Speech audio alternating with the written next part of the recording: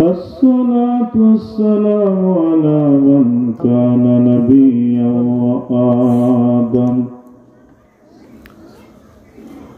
وآدم بين الماء والطين وعلى آله وأصحابه وأهل بيته أولياء ملته وعلماء أهل سنته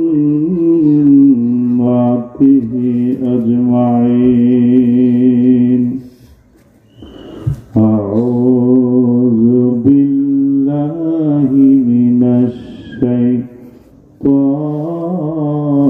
الرجيم. সবাই পড়েন أعوذ بالله من الشيطان الرجيم. بسم الله الرحمن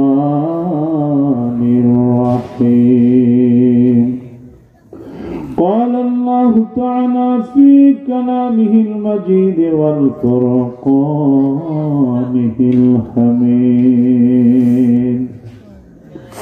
ألا إن أولياء الله لا خوف عليهم ولا هم يحزنون.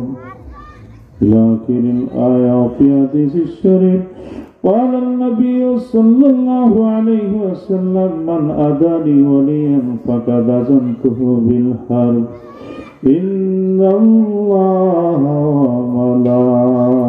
وملائكته يصلون على النبي يا أيها الذين آمنوا صلوا عليه وسلموا تسليما. اللهم صل سيدنا محمد وعلى آله اللهم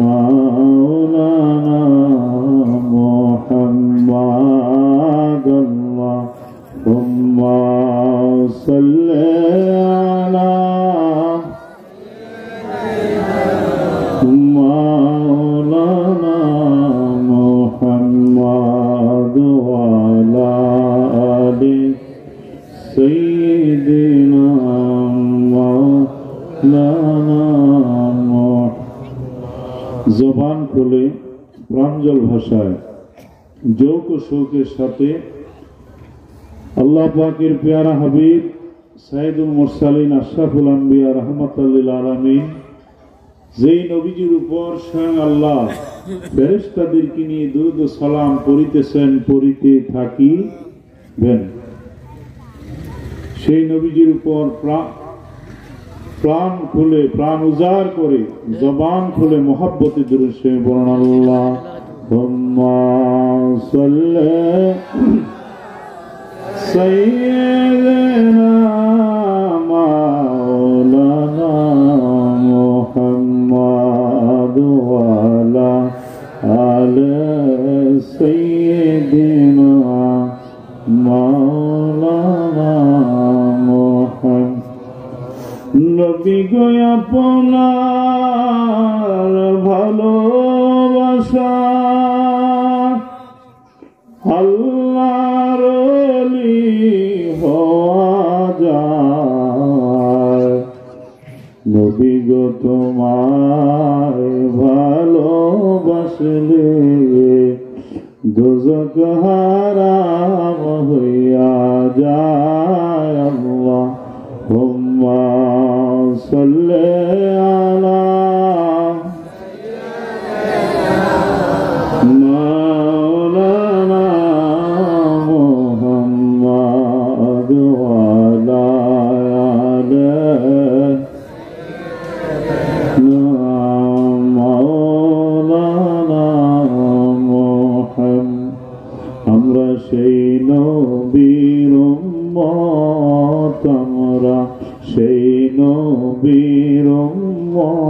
একটু মহব্বত বলুন, আমরা সেই নবীর উম্মত, আমরা সেই নবীর যাহার প্রেমে আল্লাহ তাআলা বানাইছে জগৎ। হায়রে যাহার প্রেমে আল্লাহ তাআলা বানাইছে জগৎ, আমরা সেই নবীর উম্মত, আমরা সেই নবী।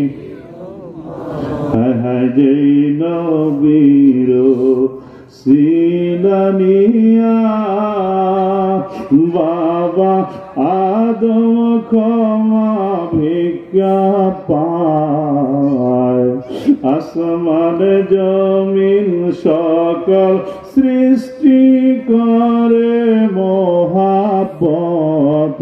হায়রে আসমান জমিন সকল সৃষ্টি করে মহাব্বত, আমরা সেই নবীর উম্মত, আমরা সেই নবী। আল্লাহুম্মা সাল্লি আলা মাওলানা মুহাম্মদ ওয়া আলা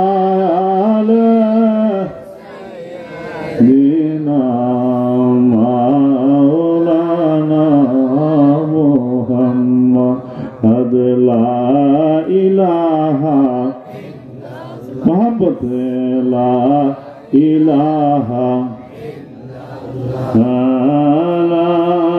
ইলাহা ইল্লাল্লাহ মুহাম্মদ চারশোর যার নূরের ছায়া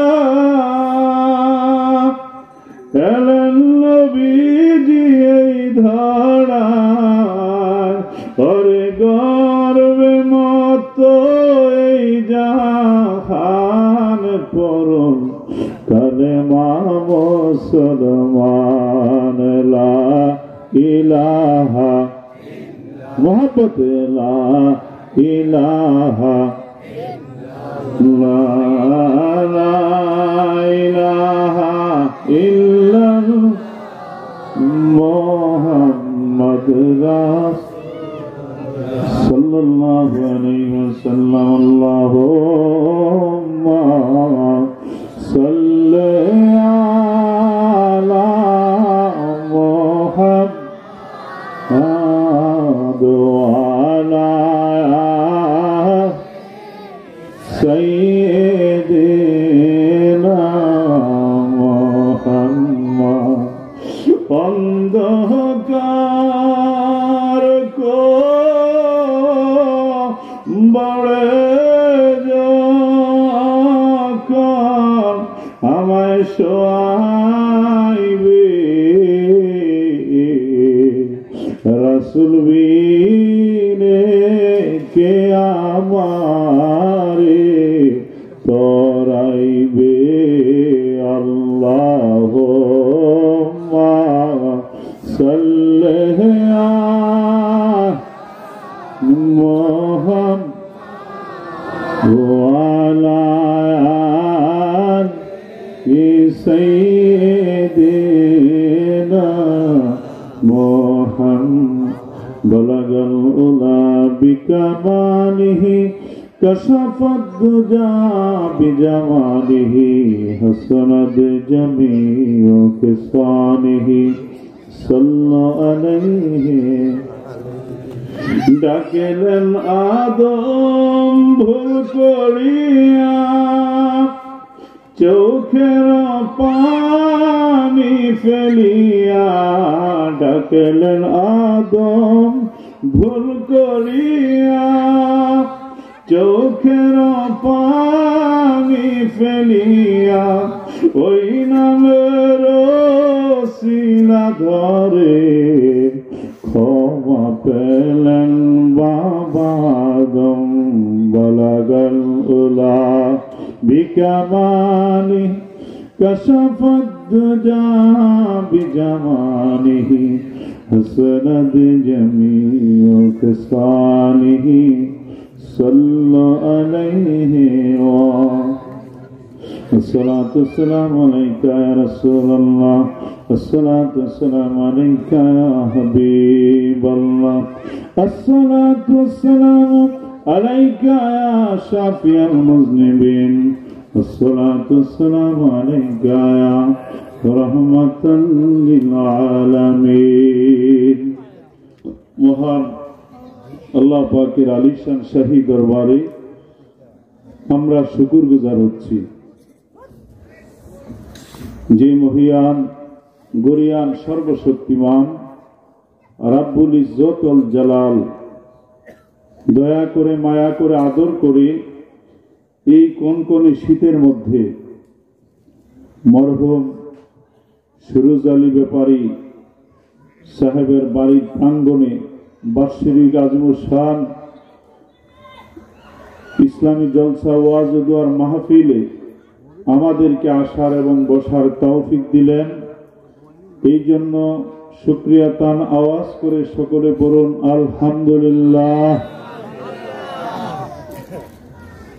গত রাত্র রহমতের সময় থেকে এই পর্যন্ত দফায় দফায় মিলাদ শরীফ হয়েছে, হয় নাই? কিয়াম শরীফ হয়েছে, ওয়াজ নসিহত হয়েছে এবং এখানে একটা জান্নাতি পরিবেশ তৈরি হয়েছে। সুবহানাল্লাহ। এই জান্নাতের বাগানে আল্লাহ পাক আমাদের আসার তৌফিক দিলেন। এই জন্য আমরা মহান মালিকের আলিশান শাহী দরবারে সুজুদ পেশ করতেছি। আল্লাহ পাক এই রিয়াদুল জান্নাহ বেহেশতের বাগানের আদব রক্ষা করে আমাদেরকে শেষ পর্যন্ত বসার তৌফিক দেন। সবাই বলুন আমিন। আমরা যে দুরূদ ও সালাম দয়াল নবীজির উপর পেশ করেছি, এই জান্নাতের বাগানের পক্ষ থেকে, মাহফিলের পক্ষ থেকে, দয়াল নবীজির নূরের রওজা শরীফ সোনার মদিনায় সবুজ গম্বুজের নিচে ইয়ামনি চাদর মোড়ানো আমার নবীজির নুরানি রওজা শরীফে নবী পাকের খেদমতে আল্লাহ পাক আমাদের দুরূদ সালাম লক্ষ কোটি গুণ বৃদ্ধি করে কবুল করুন। সবাই বলুন আমিন। লক্ষ কোটি কদম বসে আরজ করছি আমার আকা, আমার সাহেব, আমার দস্তগীর রহনামা হাদি আগা হেদায়েতের নূর, দিন দুনিয়ার কোহিনূর, বাদশায়ে দুজাহান, হাকিমুল উম্মাহ, মহিউস সুন্নাহ, সুলতানুল আউলিয়া, কোটি কোটি জাকেরান আশেকানদের পরম আরাধ্য প্রিয় মুর্শিদ বিশ্ব ওলি খাজা বাবা ফরিদপুরি কেবলা জাহান সাহেবের কদম মুবারকে কদম মুছে আরজ করছি, কদম মুছে আরজ করছি। তেনার জসমানে আওলাদ, আমাদের মাথার তাজ কেবলা জাহান হুজুরের স্থলাভিষিক্ত খাজা মিয়া ভাইজান মুজাদ্দিদ সাহেবের কদমে কদম মুছে আরজ করছি। অবিসংবাদিত মুসলিম বিশ্বের মহান নেতা, জাকের পার্টির মহামান্য চেয়ারম্যান আমার কেবলা জাহান সাহেবের জসমানে আওলাদ খাজা মেজু ভাইজান মুজাদ্দিদ সাহেবের কদমে কদম মুছে আরজ করছি।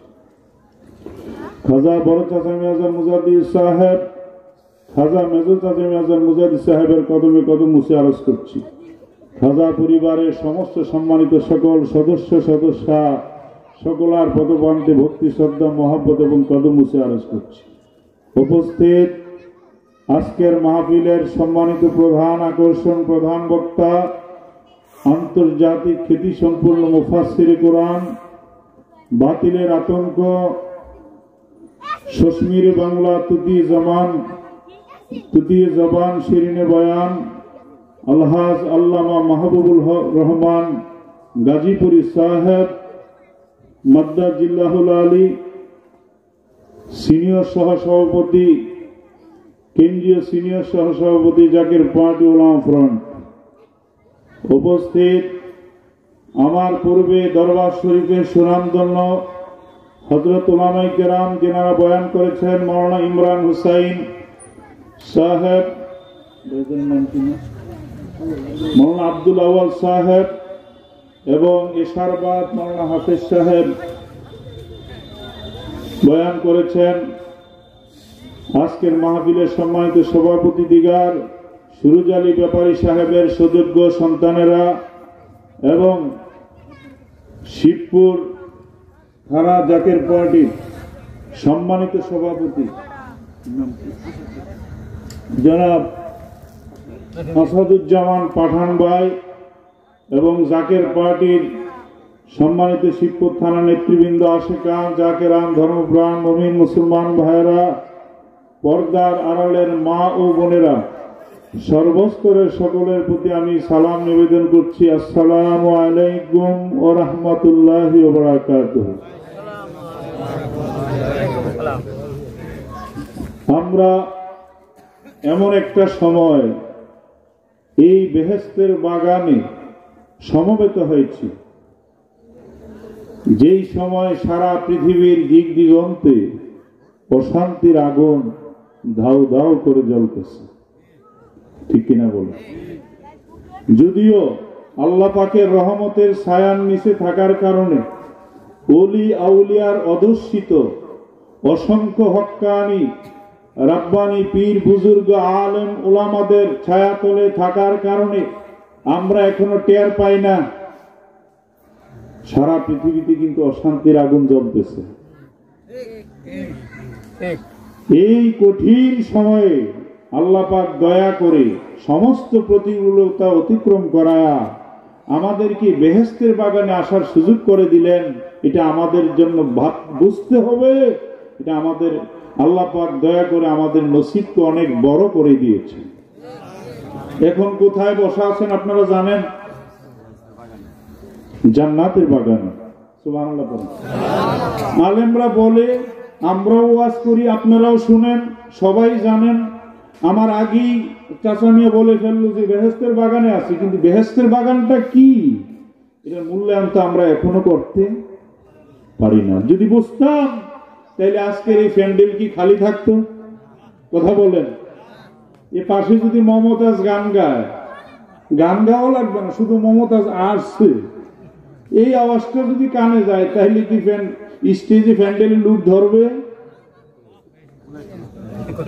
তো ওই দিকে লুকের অভাব নাই, কিন্তু বেহেশতের বাগানে লুক পাওয়া যায় না।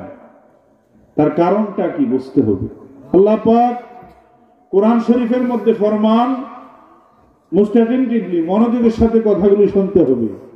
আল্লাহ পাক কালামে হাকিমের মধ্যে ফরমান, ফা কালিলাম মা ইউমিনুন, ঈমানদারের সংখ্যা খুবই কম।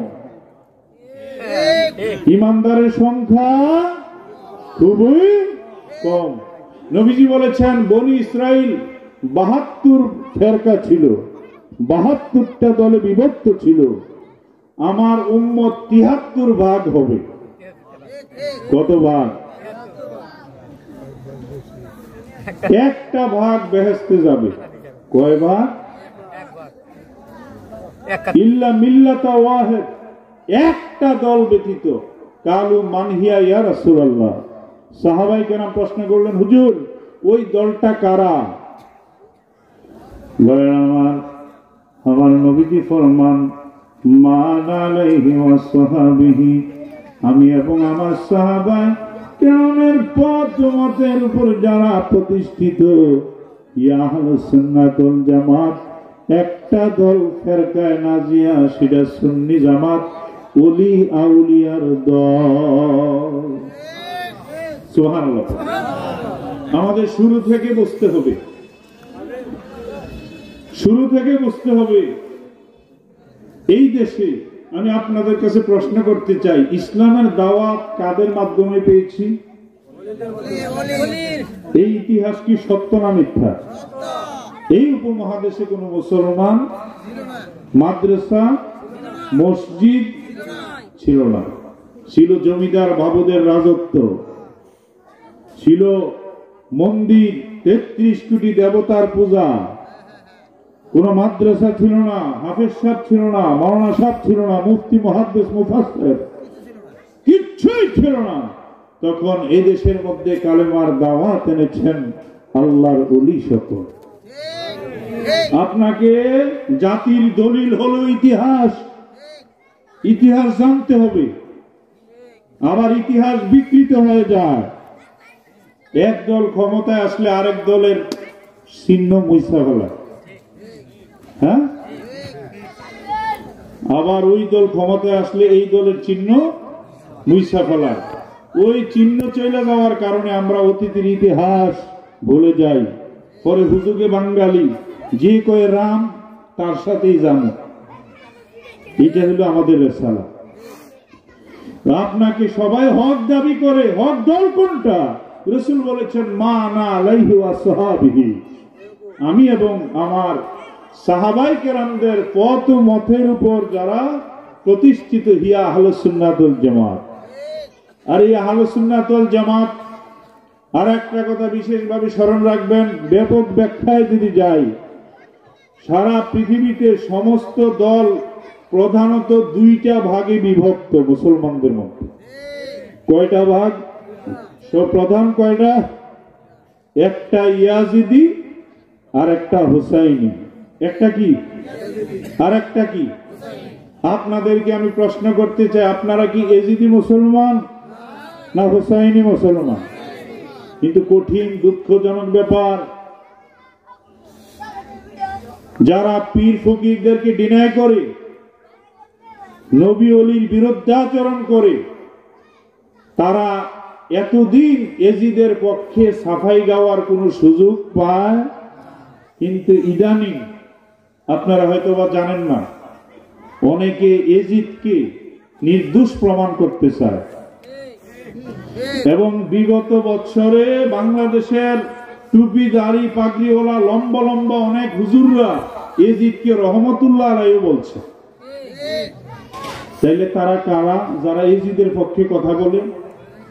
আর একটা কথা মনে রাখবেন, বিশাল পাগড়ি আর ঝাঁকালু দাড়িতে নরের মহত্ব বাড়ে না তাহাতে। টুপি দাড়ি পাগড়ি এগুলি হলো অলংকার। এগুলি কি? আমার কথা বুঝেননি আপনারা? এগুলি ঈমান না, এগুলি ঈমানের অলংকার। এবং ঈমান কি জিনিস আমাদের বুঝতে হবে। শরীয়তের ভাষায় ঈমান, রাসূল বলতেছেন আল ঈমান ইকরারু বিল লিসান তাসদীকু বিল জিনান আমালু বিল আরকান। নবীজি বলেন, তুমি মুখে বলবা লা ইলাহা ইল্লাল্লাহু মুহাম্মাদুর রাসূলুল্লাহ সাল্লাল্লাহু আলাইহি ওয়াসাল্লাম। মুখে বলবা কালেমা শরীফ, এটা মুখিক স্বীকৃতি। তাসদীকু বিল জিনান, অন্তরে সত্যায়ন করবেন, প্রকাশ্য অঙ্গ প্রত্যঙ্গ দ্বারা বাস্তবায়ন করবেন। এই তিনটার সমন্বিত রূপ হলো ঈমান। সুবহানাল্লাহ। এবার এটা হলো শরীয়তের ঈমানের ব্যাখ্যা। এবার হাকিকতে ঈমান কাহাকে বলে? ইমাম জালালউদ্দিন রুমি রহমাতুল্লাহ আলাইহি তার মসনবী শরীফের মধ্যে ফরমান, গভীর মনোযোগ, আসলে ঈমান রহে কুরআন মগজুদ্দিন হাসতে হুব্বে রহমাতাল লিল আলামিন। আসলে ঈমান রহে কুরআন মগজুদ্দিন হাসতে হুব্বে রহমাতাল লিল আলামিন।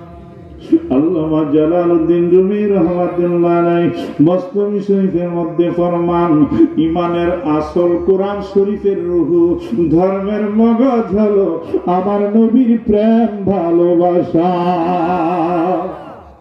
যার উসিলা, যার প্রেমে পড়ে আল্লাহ এই ভবন তৈরি করেছেন। সুবহানাল্লাহ, সুবহানাল্লাহ।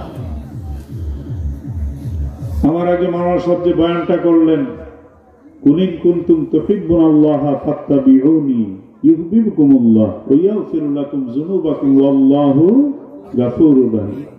আল্লাহ জাল্লা শানুহু আম্মা নাওয়ালুহু পবিত্র কালামে হাকিমের মধ্যে ফরমান, ওহে আমার নবী, বিশ্ববাসীকে আপনি জানা দেন, সত্যিকার অর্থে তারা যদি আমার ভালোবাসা চায়, ফাত্তাবিউনি, তারা যেন আপনি নবীর গোলামি করে। ইউহিব্বুকুমুল্লাহ, আমনের তাবেদার হইলে আমি আল্লাহ তাদেরকে ভালোবাসবো। ওয়াগফির লাকুম, ক্ষমা করে দেব, যুনুবাকুম, তাদের পাপ সমূহ। এরপরে এখানে আল্লাহ ওয়াজ শেষ করেন নাই, ওয়াল্লাহু গাফুরুর রহিম। আল্লাহ পাক বলতেছে আল্লাহ হলেন অসীম ক্ষমার দরিয়া। কিন্তু শর্ত হলো নবীর তাবেদারি করতে হবে, নবীকে সবকিছু থেকে বেশি ভালোবাসতে। আল্লাহ কত দয়ালু। এই আয়াতে কারিমার তাফসীরে মুফাসসিরানে কেরাম বলেন, আল্লাহ পাক বলতেছেন, বান্দা তোমার গুনাহ যদি হয় পাহাড় সমান, আমি আল্লাহর রহমত হইল আকাশ সমান। বান্দারে তোর গুনাহ যদি হয় আকাশ সমান, আমি আল্লাহর রহমত 7 আকাশ সমান। বান্দারে তোর গুনাহ যদি হয় 7 আকাশ সমান, আমি আল্লাহর রহমত হইল আরশে আজিম সমান। আরশে আজিমের কপাটে, আরশে আজিমের কপাটে একটা লেখা আছে, মেরাজ শরীফের রজনীতে আমার নবী দেখে এসেছেন যে আল্লাহর গজব কখনো রহমতের উপর যাইতে পারে না। সুবহানাল্লাহ। আল্লাহ কোরআন শরীফে ঘোষণা করেন, লা তাকুনাতু মির রাহমাতিল্লাহ, তোমরা আমার রহমত থেকে নৈরাশ। কিন্তু লাইনে থাকতে হবে, লাইনে থাকতে হবে। এখন রহমতটা কি বুঝতে হবে। সুবহানাল্লাহ। রহমত কি দূরে টোকায় লাভ নাই। আমার আল্লাহ ঘোষণা করেন, বিসমিল্লাহির রাহমানির রাহিম, ওমা আরসালনাকা ইল্লা রাহমাতাল লিল আলামিন। নবী আপনি নবীকে রহমত বই অন্য কিছু নয়, আমি রহমত হিসাবে প্রেরণ করেছি। এই জন্য যেই দিন দয়াল নবী পৃথিবীতে তশরিফ এনেছেন, সুবহানাল্লাহ বলেন, ওই দিন আমার পীর একটা গজল গাইতেন। কি গাইতেন? গুনাহগার ভয় নাহি আর মাপিনিবার, আজকে মহাদিন। গুনাহগার ভয় নাহি আর মাপিনিবার, আজকে মহাদিন। এসেছে ওই মুহাম্মদ, এসেছে ওই মুহাম্মদ মুস্তাফা, ওই রাসূলে কারীম। গুনাহগার ভয় নাহি আর মাপিনিবার, আজকে মহাদিন। সুবহানাল্লাহ। আমার নবী এই কথাটা আমার পীর একভাবে বলছেন, কবি নজরুল আরেক ভাবে বলছেন। সুবহানাল্লাহ। আজকে যত পাপী ও তাপী সব গুনাহগার পেল মাপি, দুনিয়া হতে বেইনসাফি জুলুম বিদায়। আয়ের সাগর কাছে দেখবি যদি, আয়ের সাগর দেখবি যদি। এগুলি বলতে কি খারাপ লাগে? বললে সব হবে না, গুনাহ হবে। আহা, জিকরুল আম্বিয়া মিনাল ইবাদা, নবীদের আলোচনা, নবীদের স্মরণ, নবীদের গুণগান। আল্লাহ কয় তোমার জবান দিয়ে যদি বের হয় আমার দরবারে এটা বন্দিগি হিসাবে কবুল হবে। জিকরুল আউলিয়ায়ে সালিহিনা কাফারা, আল্লাহর বন্ধু নেক বান্দা ভালো মানুষ, ভালো মানুষের গুণ কীর্তন আলোচনা করলে আমাদের গুনার কাফারা হয়। গুনার কি হয়?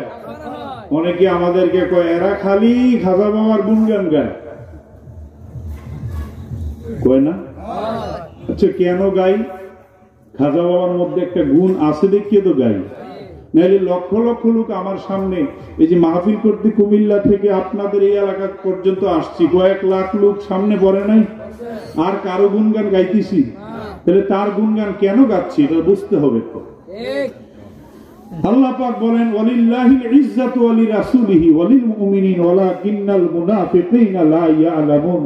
আল্লাহকে ইজ্জতের মালিক আমি আল্লাহ, ইজ্জত আমার জন্য, ইজ্জতের আসন দান করেছি আমার রাসূলকে, ওয়ালিল মুমিনিন ইজ্জতের আসন দান করেছি মুমিন ওলি আউলিয়াকে।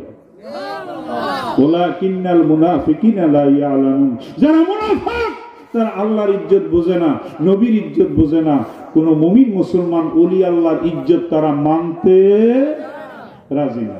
আল্লাহ পাক জান্নাতের বুলবুল করে বানাইলেন আদম আলাইহিস সালামকে। কাকে বানাইলেন?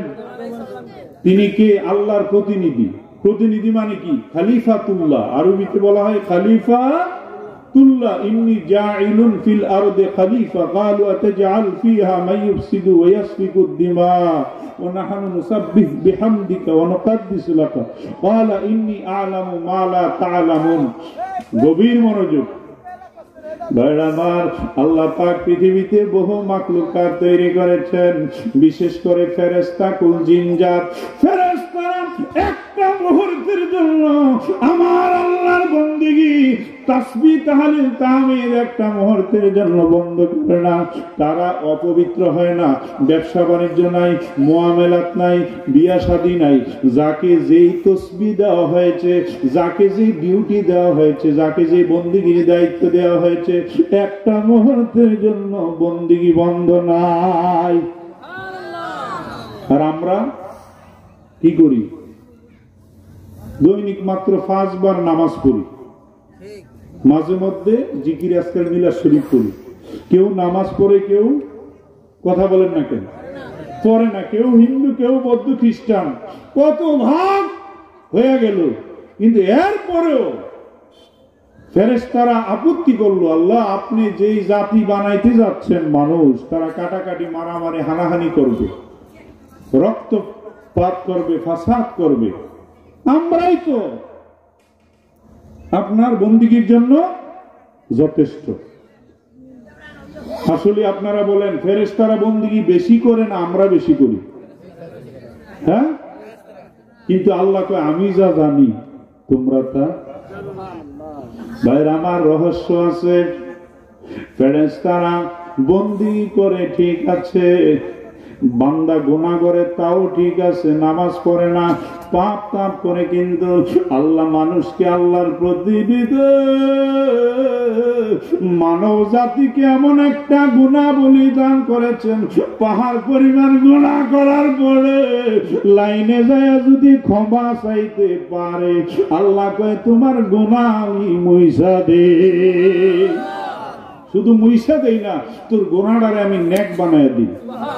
কি বানায় দেই? নেক বানায় দিই। আবার আবার জালালউদ্দিন রুমি রহমাতুল্লাহ আলাইহি মুসলিম শরীফের মধ্যে ফরমান যে আল্লাহর বন্ধু যারা, বলেন তো সবার জবানের তাসির কি একরকম? সবার কথার ভ্যালু কি একরকম? আপনি আমি আল্লাহ আল্লাহ এক জবানে বলতেছি, জালালউদ্দিন রুমি রহমাতুল্লাহ আলাইহি বলেন যে আল্লাহর ওলিরা জবানে একবার আল্লাহ বলে, তার 33 কোটি লুমকুপে একসাথে আল্লাহ শব্দটা উচ্চারণ করে। সারা পৃথিবীর সমস্ত আম মানুষের বন্দিগি এক পাল্লায় উঠানো হইলে ওলি আল্লাহর এক নিঃশ্বাসের বন্দিগি সমান হবে না। ওলি কি মিয়া গাছের গোড়া? এই মিয়া কথা বুঝেননি কিছু? হ্যাঁ, গাছে ধরে ওই যে লাল শালু টানায়া ডুগডুগি বাজাইয়া গাঞ্জা টানলে কি ওলি হয়? হ্যাঁ, ওলি হইতে হইলে শরীয়ত, তরিকত, মারেফত, হাকিকত, চারটার সমন্বয়ে পূর্ণাঙ্গ ইলম, আমল এবং আরেকজন আল্লাহর প্রতিনিধি যিনি আল্লাহর বন্ধুত্ব হাসিল করেছেন, ওই বন্ধুর কদমে ন্যূনতম 36 বছর প্র্যাকটিক্যাল তার থেকে ইলম শিখতে হয়, তখন সে ওলি হয়। সুবহানাল্লাহ। যাই হোক, আমি এই চ্যাপ্টারে পরে আসতেছি, আগে বলেনি দয়াল নবীজির যার উসিলে আল্লাহ জগৎ সৃজন করলেন, যার ভালোবাসা আমাদের জন্য ঈমান, যাকে ভালো না বাসলে আমরা কখনো মুমিন হইতে। আল্লাহ শর্ত দিলেন, হে নবী আপনি বইলা দেন আমার মহব্বত চাইলে তারা যেন আপনার তাবেদারি করে আপনাকে ভালোবাসে। এরপরে নবীজি ঘোষণা করতেছেন, বুখারী শরীফ কিতাবুল ঈমান অধ্যায় আমার নবীজি ঘোষণা করেন, কালান নবী সাল্লাল্লাহু আলাইহি ওয়াসাল্লাম লা ইউমিনু আহাদুকুম হাত্তা আকুনা হাব্বা ইলাইহি বিওয়ালিদিহি ওয়া ওয়ালাদিহি ওয়ান নাসি আজমাইন। নবীজি ঘোষণা করেন, আমার উম্মতেরা, তোমার স্ত্রী, পুত্র, সন্তান, পরিজন, আত্মীয় স্বজন, দুনিয়ার সবার চাইতে যতক্ষণ পর্যন্ত আমি নবীকে বেশি ভালো না বাসবা, ততক্ষণ পর্যন্ত তুমি ঈমানদার হইতে পারবা না। এই হাদিস যখন নবীজি বললেন, এভাবে সামনে সাহাবায়ে কেরাম বসা, নবীজি বলতেছেন, আল্লাহ শর্ত দিয়েছে, আমারও ভালোবাসা হলো আল্লাহর ভালোবাসার পূর্ব শর্ত।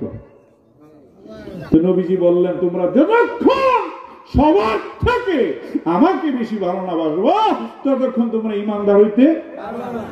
সাহাবায়ে কেরামদের মজলিসের মধ্য থেকে হযরত ওমর রাদিয়াল্লাহু তাআলা দাঁড়ায় গেলেন, ফিদাকা আবি ওয়া উম্মি ইয়া রাসূলুল্লাহ, ইয়া রাসূলুল্লাহ, ইয়া হাবিবাল্লাহ, নবী গো, আমি ওমর সবার চাইতে আপনি নবীরে বেশি ভালোবাসি। কিন্তু উমর যে নবীর সাহাবী, খলিফাতুল মুসলিমিন, আমিরুল মুমিনিন, নবীজি বলছে, আমার পরে কেউ নবী হইলে উমর হইতো। ওই উমরের লেভেল অনুযায়ী নবীজি উমরের কথাটার মধ্যে সন্তুষ্ট হইতে, কিন্তু কি খারাপ বলছে? আল্লাহ যে শর্ত দিয়েছে, উনি তো নবীজি যা বলছে তাই তো মানছে না। যে যত বড়, তার ঈমানের মানদণ্ড তত বড় হইতে হবে। হযরত ওমর রাদিয়াল্লাহু তাআলা হতভম্ব হয়ে গেলেন। সাহাবায়ে কেরাম একজন আরেকজনের চেহারার দিকে তাকায়। নবীজি খুশিও হইলেন না, বেজারও হইলেন না। হযরতে খলিফাতুল মুসলিমিন আমিরুল মুমিনিন ওমর রাদিয়াল্লাহু তাআলা ক্যালকুলেশন করতেছেন, মনে মনে ভাবতেছেন যে আমার কোথায় যেন ভুল হয়ে গেল। উনি ভুলটা নিজে নিজে শুধরায় ফেললেন। এখন বলতেছেন, বুঝেছি ইয়া রাসূলুল্লাহ, আমার ভুল হয়ে গেছে, সবার চাইতে নয়, সবার চাইতে নয়, আমি উমরের জীবনের চাইতে আপনার বেশি ভালোবাসি। আল্লাহু আকবার, আল্লাহু আকবার, ইয়া রাসূলুল্লাহ, জিন্দাবাদ। ভাইরা আমার কথাটা বুঝতেছেন? জীবনের চাইতেও নবীকে বেশি ভালোবাসতে হবে। এখন নবীর সাথে কি সম্পর্ক? কেন এত ভালোবাসবো?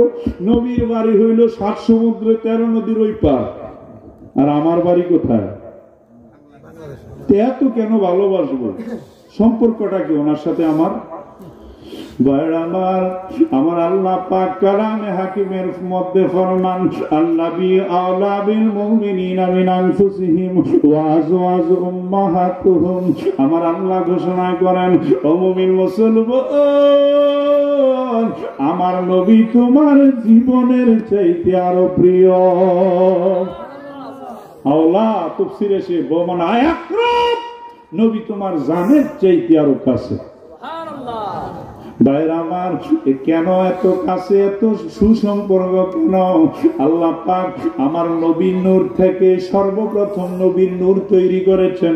বুখারী শরীফ যিনি লিখেছেন, তিনার উস্তাদ আব্দুর রাজ্জাক রাহমাতুল্লাহ আলাইহি তার কিতাবের মধ্যে হাদিস বর্ণনা করেন, হযরত জাবের রাদিয়াল্লাহু তাআলা নবীকে প্রশ্ন করলেন, ইয়া রাসূলুল্লাহ, আল্লাহ পাক সর্বপ্রথম কি তৈরি করেছেন?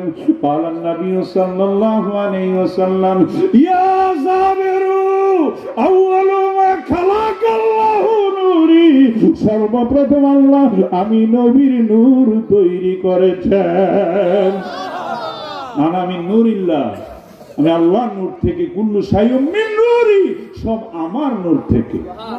এখন আপনারা প্রশ্ন করবেন, হুজুর নূর তো অনেকে মানেই না, আবার আপনি কোন হাদিস বললেন, তা আবার এটা কেমনে সম্ভব? কমন সেন্সে কি বোঝা যায় যে একজনের নূর দিয়ে এত কিছু বানাইছে?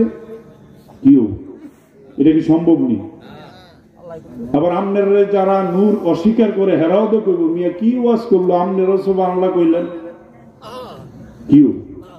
এবার আপনাদের থেকে আমি জানতে চাই, আল্লাহ আকল দেয় নাই, বিবেক দেয় নাই? একবার দরবার শরীফে একটা পালা গাড়াইতেছে, পালা।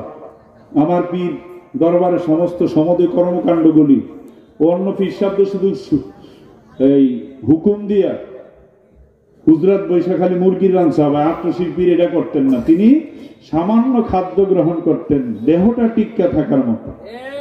আর সমদয় ইমান আমলের সাথে যারা আল্লাহর জাতের মোরাকাবায় 24 ঘন্টা উনি পড়ে থাকতেন।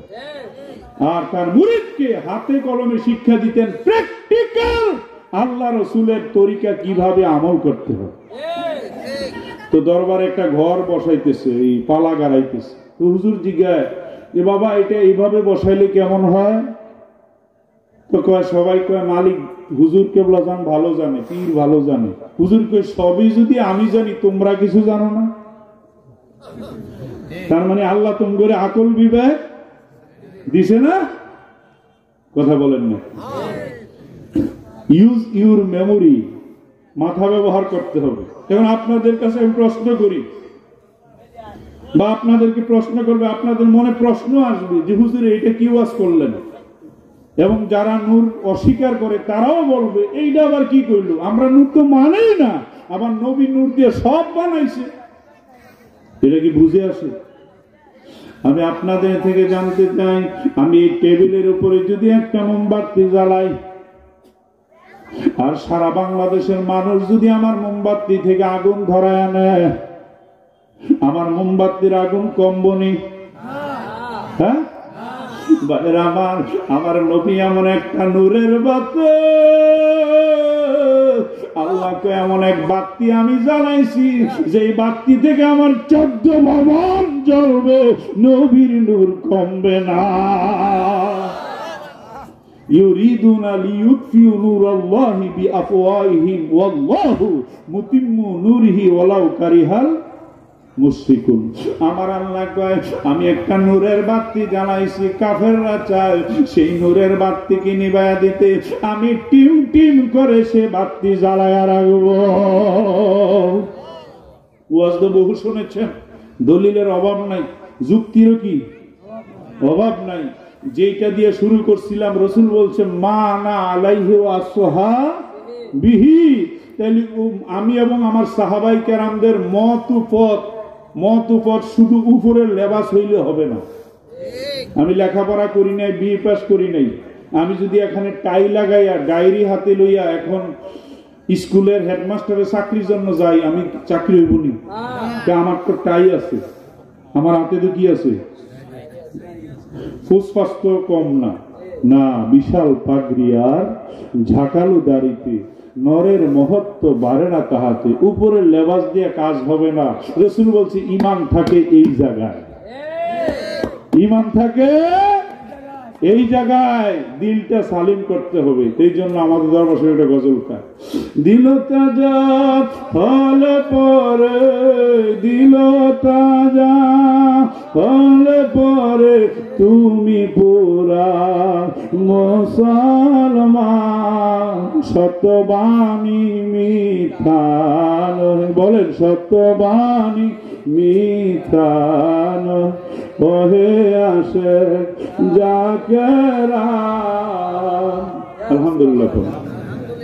ইমামে রাব্বানি, কাইয়ুমে জামানি, রাফিউল মাকানি, শায়েখ আহমদ মুজাদ্দেদ আল ফেসানি, যার উপরে এই দ্বিতীয় সহস্রাব্দে উম্মতে মুহাম্মদীর দেখাশোনার ভার প্রতি 100 বছরের মাথায় হাদিস শরীফে এসেছে, পৃথিবীতে একজন মুজাদ্দেদ আসে, মুরাদ ফকির আসেন।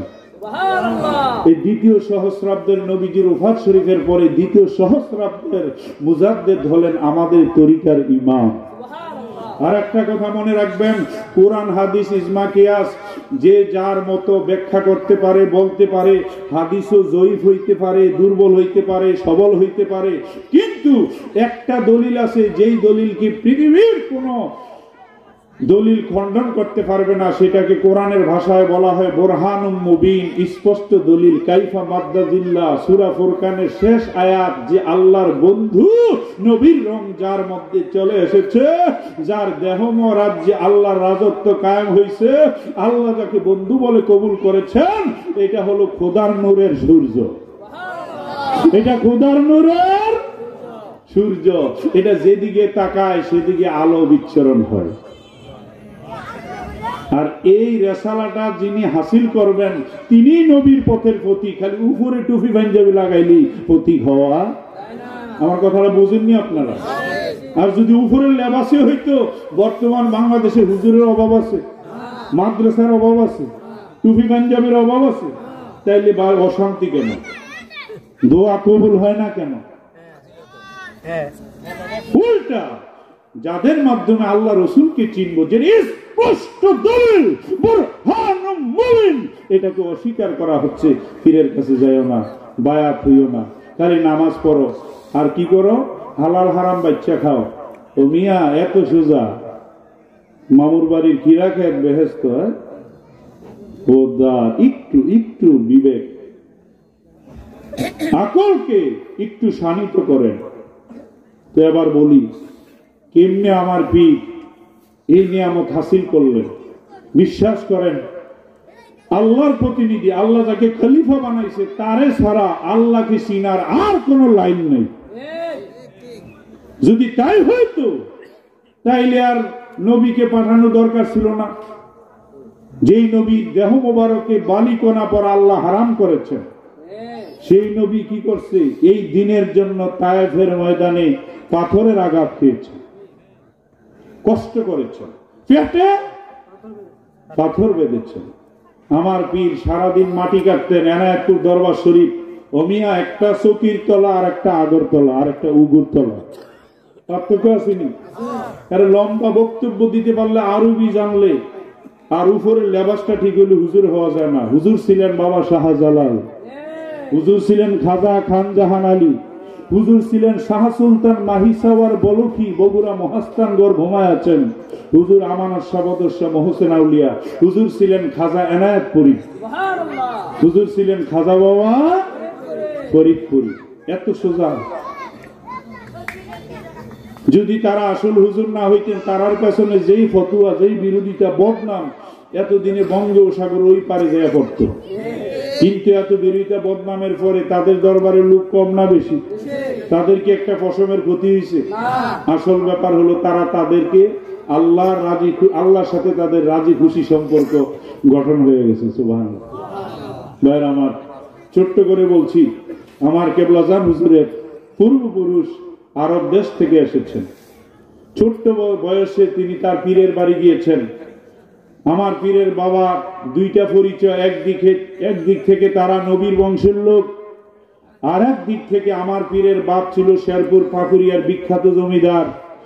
তো খাজা এনায়েতপুরী, যিনি আটরশি হুজুরের পীর, ওনাকে দেখা বললেন, বাবা আপনি কি আপনার বাপের জমিদারি চান, দুনিয়া চান, না আল্লাহ রাসূলকে চান?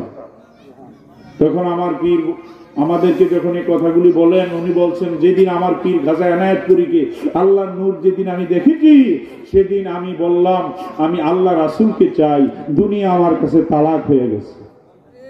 তখন খাজা এনায়েতপুরী বললেন, বাবা আল্লাহ রাসূলকে পাওয়া গাছের গোটা না বাবা, আল্লাহ রাসূলের পথে তোমাকে মেহনত করতে হবে, কষ্ট করতে হবে, মুজাহাদা করতে হবে, গোলামি করতে হবে। তখন হুকুম দিলেন, বাবা কোমরে গামছা বাঁধো। কোমরে কি করো? এনায়েতপুর দরবারে আল্লাহর আশিক পাগলদের খেদমতের জন্য আমার পীর তার পীরের হুকুম মাথায় করে কোমরে গামছা বাইদা এই 8-10 বছর বয়সে মাটি কাটা শুরু করলেন। ডাল পিটানো, হাল চাষ, নাও বাওয়া, 5 ওয়াক্ত আজান, জামাত, রহমতের মোরাকাবা। অনেকে আমাদের আটরশি নিয়ে সমালোচনা করে, আপনারা শুধু করেন 5 ওয়াক্ত নামাজ, আর আটরশির প্রত্যেকটা খাঁটি মুরিদের বন্দিগি শুরু হয় রাত্রে 3:01 থেকে। যদি সত্যিকার হুজুরের আইন সে মানে, আর না মানলে, এখন আল্লাহর বান্দা নামাজ পড়ে না, এটা কি আল্লাহর দোষ? নবীর উম্মত নামাজ পড়ে না, এটা কি নবীর দোষ? তো আটরশি হুজুরের কাছে যদি কেউ খেলাপ করে, তাহলে কি হুজুরের দোষ না? আপনি কেন্দ্রীয় ভাবে যায় দেখবেন আসলে হুজুরের কর্মকাণ্ডটা কি। হুজুর স্পষ্ট বলেছে, যে নামাজ পড়ে না সে আমার মুরিদ না, সে আমার মুরিদ না। যাই হোক ভাইয়ের আমার, এইভাবে কষ্ট করতে করতে, দুনিয়া ত্যাগ করতে করতে করতে, আল্লাহ রাসূলকে যদি সত্যিকার চান, আমরা চাই কি চাই না, তাহলে দুনিয়ার মহব্বত আমাদের থেকে দূর করতে হবে। এই এক পাগলামি এটা খাটবে না, আপনি দুনিয়াও চাইবেন আবার আল্লাহ রাসূলও চাইবেন, একসাথে হবে না। আমার পীর ত্যাগ দিতে দিতে দিতে তার বাড়ি ঘর, প্রথম স্ত্রী এক জমিদারের মেয়ে ছিল, উনিও চলে গেছে। শেষ পর্যন্ত আমার পীরের সম্পদ ছিল একটা লুঙ্গি আর গামছা, একটা লুঙ্গি আর গামছা। কাজে এনায়েত করি বললেন, বাবা এখন তোমার আর কি আছে? তো হুজুর আমার উর্বর পাখা নাই, দরবার ডাল নাই, আপন বলতে কেউ নাই, শুধু আল্লাহ রাসূল আমার সম্পদ, আর আমার পীর ছাড়া জগতে কেউ নেই। তখন দাদা পীর খাজা এনায়েত করি আমার পীরের হাতে 2টা কাঁচা টাকা দিলেন। কয় টাকা দিয়া বললেন, বাবা আল্লাহর পক্ষ থেকে তোমার বন্ধুত্বের স্বীকৃতি পাওয়া গেছে, আল্লাহ পাক তোমার উপর রাজি খুশি, তোমার খেদমতে তোমার আচরণ, তোমার ঈমান আমল আখলাকে আল্লাহ খুশি, আসমান রাজ্যে তোমার একটা চাকরি হয়েছে, যাও বাবা ফরিদপুরে অজয় পাড়াগা আটরশি থেকে নবীর প্রেমের বাঁশি বাজাও, মানুষকে আল্লাহ রসুলের দিকে ডাকো। এই 2 টাকা, 1 টাকা তোমার ইহুকালের বাদশাহী, আর একটা তোমার পরকালের বাদশাহী। এই 2 টাকা নিয়ে হুজুর গেলেন আটরশির অজয় পাড়া গায়ে। সেখানে যাওয়ার পর যাইয়া দেখেন সেখানে আজান নাই, জামাত নাই, নামাজ নাই, সমাজ নাই, হিন্দু জমিদার বাবুদের রাজত্ব। আপনারা যারা আটরশি গিয়েছেন বা যাবেন, সেখানে গেলে দেখবেন দরবারে ঢুকার আগে বাবুর বাড়ি আছে না নাই? বিশাল গেটআপদারি জমিদার বাবুদের রাজত্ব সেখানে ছিল।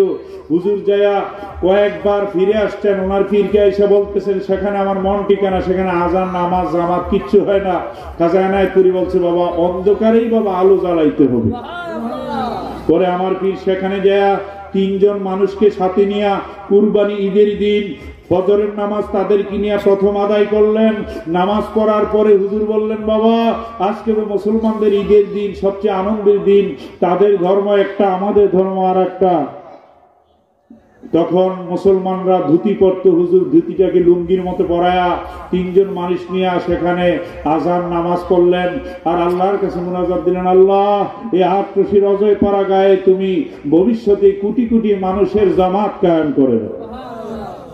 এরপরে ওই মুসলমানদেরকে বললেন, আজকে তো ঈদের দিন, কুরবানি ঈদের দিন, আমাদের উপর আল্লাহর পক্ষ থেকে ওয়াজিব ঈদুল আজহার জন্য কুরবানি করতে হবে, এটা আমাদের বাবা সাইয়েদনা ইব্রাহিম আলাইহিস সালামের সুন্নাত। তোমরা কি পারবা আমার সাথে সহযোগিতা করে একটা গরু সংগ্রহ করতে? তখন তারা বলল, হুজুর এখানে যে জমিদার বাবু আছে তারা যদি শুনে আপনাকে আমরা আশ্রয় দিয়েছি, আমরা তো খাইবো, আপনাকেও এখানে থাকতে দিবে না। তখন হুজুর একটা গজল গেয়েছিলেন। কি গেয়েছিলেন? ছিল সাদাদনম রদ কারল, ছিল মেশর দ্বীপ ফেরাউল, ধনে জানে তারা নাই ছিল তোমার বিপদবিনে বাবু সবে মি। ওই যে আমরা গজল গাই, কয়েকজনে জিকির করে আর অনেকে কয় এটি কি কয় কি, আর যে গায় যে শুনে যে এটার মধ্যে আছে সে বুঝে এটা কি। आशिक का क्या मजा है माशूक छे पूछियो, शाखे गुल में क्या मजा है बुलबुलो छे पूछियो। आशिक कवि বলতেছেন এশকের কি মজা আশিক মাশুক ছাড়া কেউ জানে না। গাছের ঢালের মধ্যে দুল খাইতে কেমন মজা এটা বুলবুল পাখি ছাড়া আর কেউ বুঝবে না। এই বাজারে ঢুকে দেখেন না আমরা কেন পাগল হইছি। বাবার মধুর ডাক শুনি আরে যাকের সকল পাগল হইল, খাজার মধুর ডাক শুনি আরে যাকের সকল পাগল হইল। পাগল হওয়া কি সহজ কথা, খাজার এশকের তুফান ছাড়া। পাগল হওয়া কি সহজ কথা, খাজা বাবার দয়া ছাড়া। তাই তো লাইলি মজনুর প্রেমে ঘুরে জগৎ মরে, যে শুনে বাবা মধুর বাণী সে কি গে রায় রে, যে শোনে বাবার প্রেমের ধ্বনি, পাগল হওয়া কি সহজ কথা, ওলি আল্লাহর দয়া ছাড়া, তাই তো আদহাম আল্লাহর প্রেমে বাদশাহী ছাড়িল রে। আমরা এখনো জ্বালাইতে পারি নাই, উপর দিয়ে আর কি আমাগো গেটআপ, হুজুর, মাদ্রাসা, মসজিদ, কোরআন হাদিস, দলিলে ফিটফাট, কিন্তু ভিতরের চেরাগ বাতি সব ঠিক আছে, এখনো আমরা শরীরটায় আগুন দিতে পারলেই কিন্তু কামটা হয়ে গেছে। সুবহানাল্লাহ করেন না। নবী প্রেমর সদা জলে যার, কিবা সমন মরণ ভয় তার, যে মই যাচ্ছে ইশকে নবী, কিবা তার যাতনা করাইবেন রাসূলুল্লাহ, নাহি গোলো বাবুলা। আল্লাহুম্মা সাল্লি সাইয়্যিদিনা মাওলানা মুহাম্মদ ওয়া আলা সাইয়্যিদিনা মাওলানা। বাবা, ওলি আল্লাহ কেমনি চিনব? নবীরে চিনে নাই, কথা বুঝেননি আমার? আহা, নবীরে পাথর মারছে, নবীরে জাদুকর কইছে, বন্ড কইছে, আর আত্মসুজুরে চিনব? হ্যাঁ, এত সোজা? যারা যুগ যুগ ধরে মানুষের কাছে বাণী প্রচার করছে, আসিতেছেন মোহাম্মদ, বড় বড় ধর্মগুরুরা, কিন্তু নবীজি আইছে কেউ মানে না, পাথর মারে। শুধু মানে নিজের মাতৃভূমি থেকে নবীকে তাড়ায় দিছে। রাত্রেবেলা নবীজি পালায় আল্লাহর হুকুম মাথায় করে মক্কা থেকে ইয়াসরিব মদিনায় নবী আশ্রয় নিচ্ছে। শুধু আত্মশুদ্ধ ওলি আল্লাহ সকল আল্লাহর চাদরে আবৃত, এত সোজা না, চিন্না ফেলাইবেন। কিন্তু শরীয়তে আমরা যেটা লইয়া কাটাকাটি করতে, এটা সহজ সহজ ব্যবসা। এটা কি সহজ? এত সোজা না। এরপরে বলতেছিলাম, মনে আছে আপনাদের আমি কেন বলতেছি এই ঘটনাগুলি? নবী ওলির কাহিনী, যের মধ্যে আল্লাহ তাআলার শক্তির বহিঃপ্রকাশ, এগুলি আলোচনা হইলে আমাদের গুনার কাফারা হয়, ঈমান মজবুত হয়। আল্লাহ কোরআন শরীফে বিভিন্ন নবীদের কাহিনী বর্ণনা করেছেন, কেন? মানুষকে বোঝানোর জন্য। সুবহানাল্লাহ পড়েন। আর আল্লাহর ওলির কর্মকাণ্ড কোনটাই খোদার শক্তির বাইরে হয় না। অনেকে কয় এই যে আট্টুসি এরা কয়েকটা জাদু টোনা বান মন্ত্র দিয়ে চলে। হ্যাঁ, মন্ত্র তো আছে, কিন্তু আপনি তো এখনো তালাশ করলেন না মন্ত্রটা কি। আট্টুসির মন্ত্র কি বলবো? আট্টুসির মন্ত্র হলো, যদি আট্টুসি মানেন আর যদি এই মন্ত্র হাসিল করতে চান, প্রত্যেক দিন বাদে ফজর 500 বার পড়বেন লা হাওলা ওয়ালা কুওয়াতা ইল্লা বিল্লাহ। আগে পরে 200 বার দুরূদ শরীফ, ইন্নাদ দুআ মাওকুফুন বাইনাস সামাই ওয়াল আরদ হাত্তা তুসাল্লি আলা নবিকা। নবীজি বলেন, কোন দোয়া, সমস্ত দোয়া, মুনাজাত, সমস্ত আমল, বান্দার আমল আকাশ আর জমিনের মাঝখানে ঝুলন্ত অবস্থায় থাকে। যতক্ষণ নবীর উপর দুরূদ পড়া হয় না, ততক্ষণ ওই দোয়া, মুনাজাত, আমল আল্লাহর দরবারে কবুল হয় না। এই জন্য নবীর উপর বেশি বেশি দুরূদ শরীফ পড়তে হবে। আর এখন দুরূদ মিলাদ পড়লে বেদাত। আজ থেকে 1450 বছর আগে আমার নবী যেদিন মক্কা ছেড়ে মদিনা হিজরত করে যায়, মক্কাবাসীরা নবীকে তাড়ায়া দেয়। ইয়াসরিববাসীরা, মদিনার আগের নাম ছিল ইয়াসরিব, নবী আসবেন এই খবর শুই না প্রত্যেকদিন ফজরের নামাজ পড়ে ঘুম থেকে উঠে মক্কার রাস্তার দিকে তাকায় থাকে, কখন আল্লাহর হাবিব আমাদের মধ্যে আসবেন।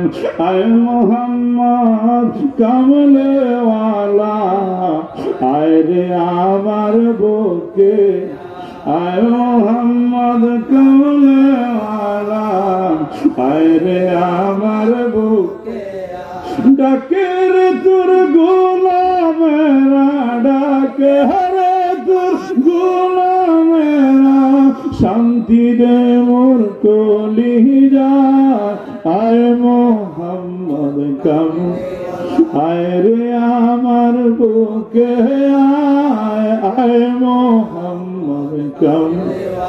নবীর আপনজনরা মাতৃভূমির লোকেরা তারায়া দেয় আর হেরা বুঝা ফেলাইছে এটা যে মানিক রতন, এটা যে আল্লাহর নূর। এরা অপেক্ষা করে ওই দিকে তাকায়া। এবার একদিন, দুই দিন, তিন দিন যাইতে যাইতে যাইতে একদিন হঠাৎ দেখা গেল সানিয়াতুল বিদা পাহাড়ের উপর দিয়া সাইয়েদনা আবু বকরকে সাথে নিয়ে নবীজি তাদের বস্তিতে ঢুকতেছেন।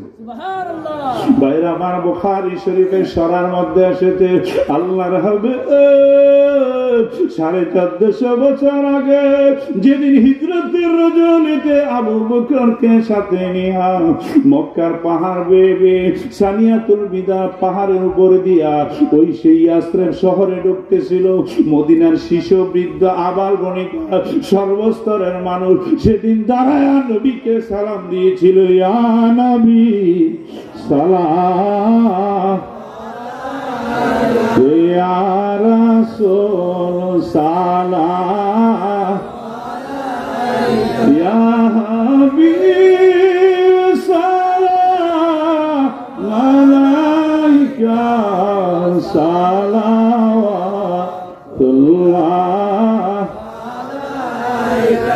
1450 বছর আগে মদিনার আনসার সাহাবীরা নবীকে দাঁড়ায় সালাম দিয়েছেন। নবীর শুভাগমনে খেজুরের ডালা হাতে নিয়ে আনন্দ মিছিল করেছেন। সুবহানাল্লাহ। এখানেই শেষ না, এখানেই শেষ না। শিশুরা যেমন নবীকে ভালোবাসতো, নারীরা জীবনের চাইতে নবীকে ভালোবাসতো, এরপরে পুরুষরা নবীকে জীবনের চাইতে বেশি ভালোবাসতো। শুনলে খুশি হন, আমার নবী এসেছেন। সবাই দাঁড়ায় সালাম দিচ্ছে।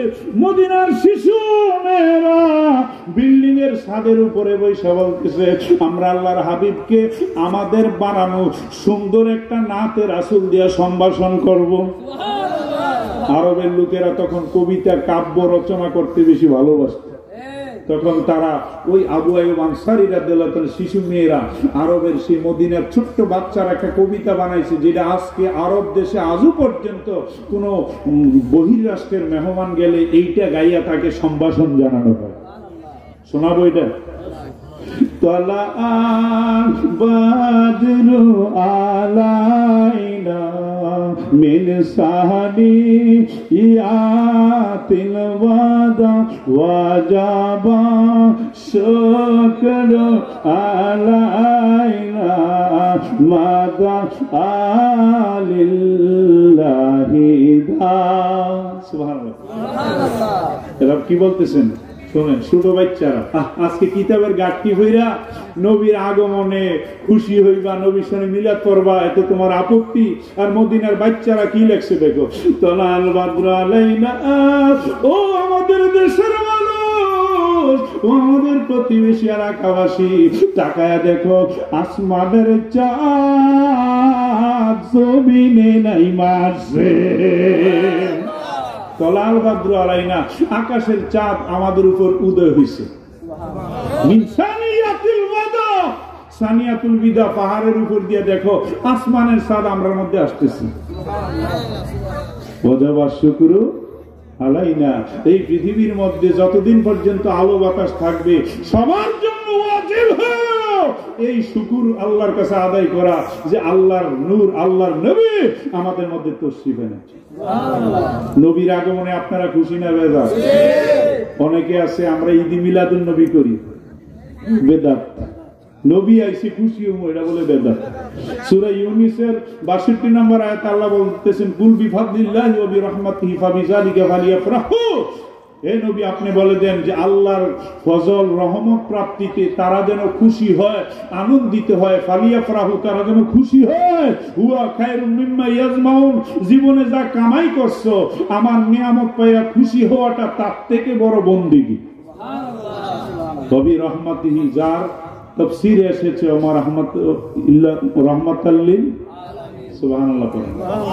ভাইরা আমার, বলতেছিলাম মনে আছে ওই যে ফরিদপুরে আমার হুজুর কেবলাজানের কাহিনীটা।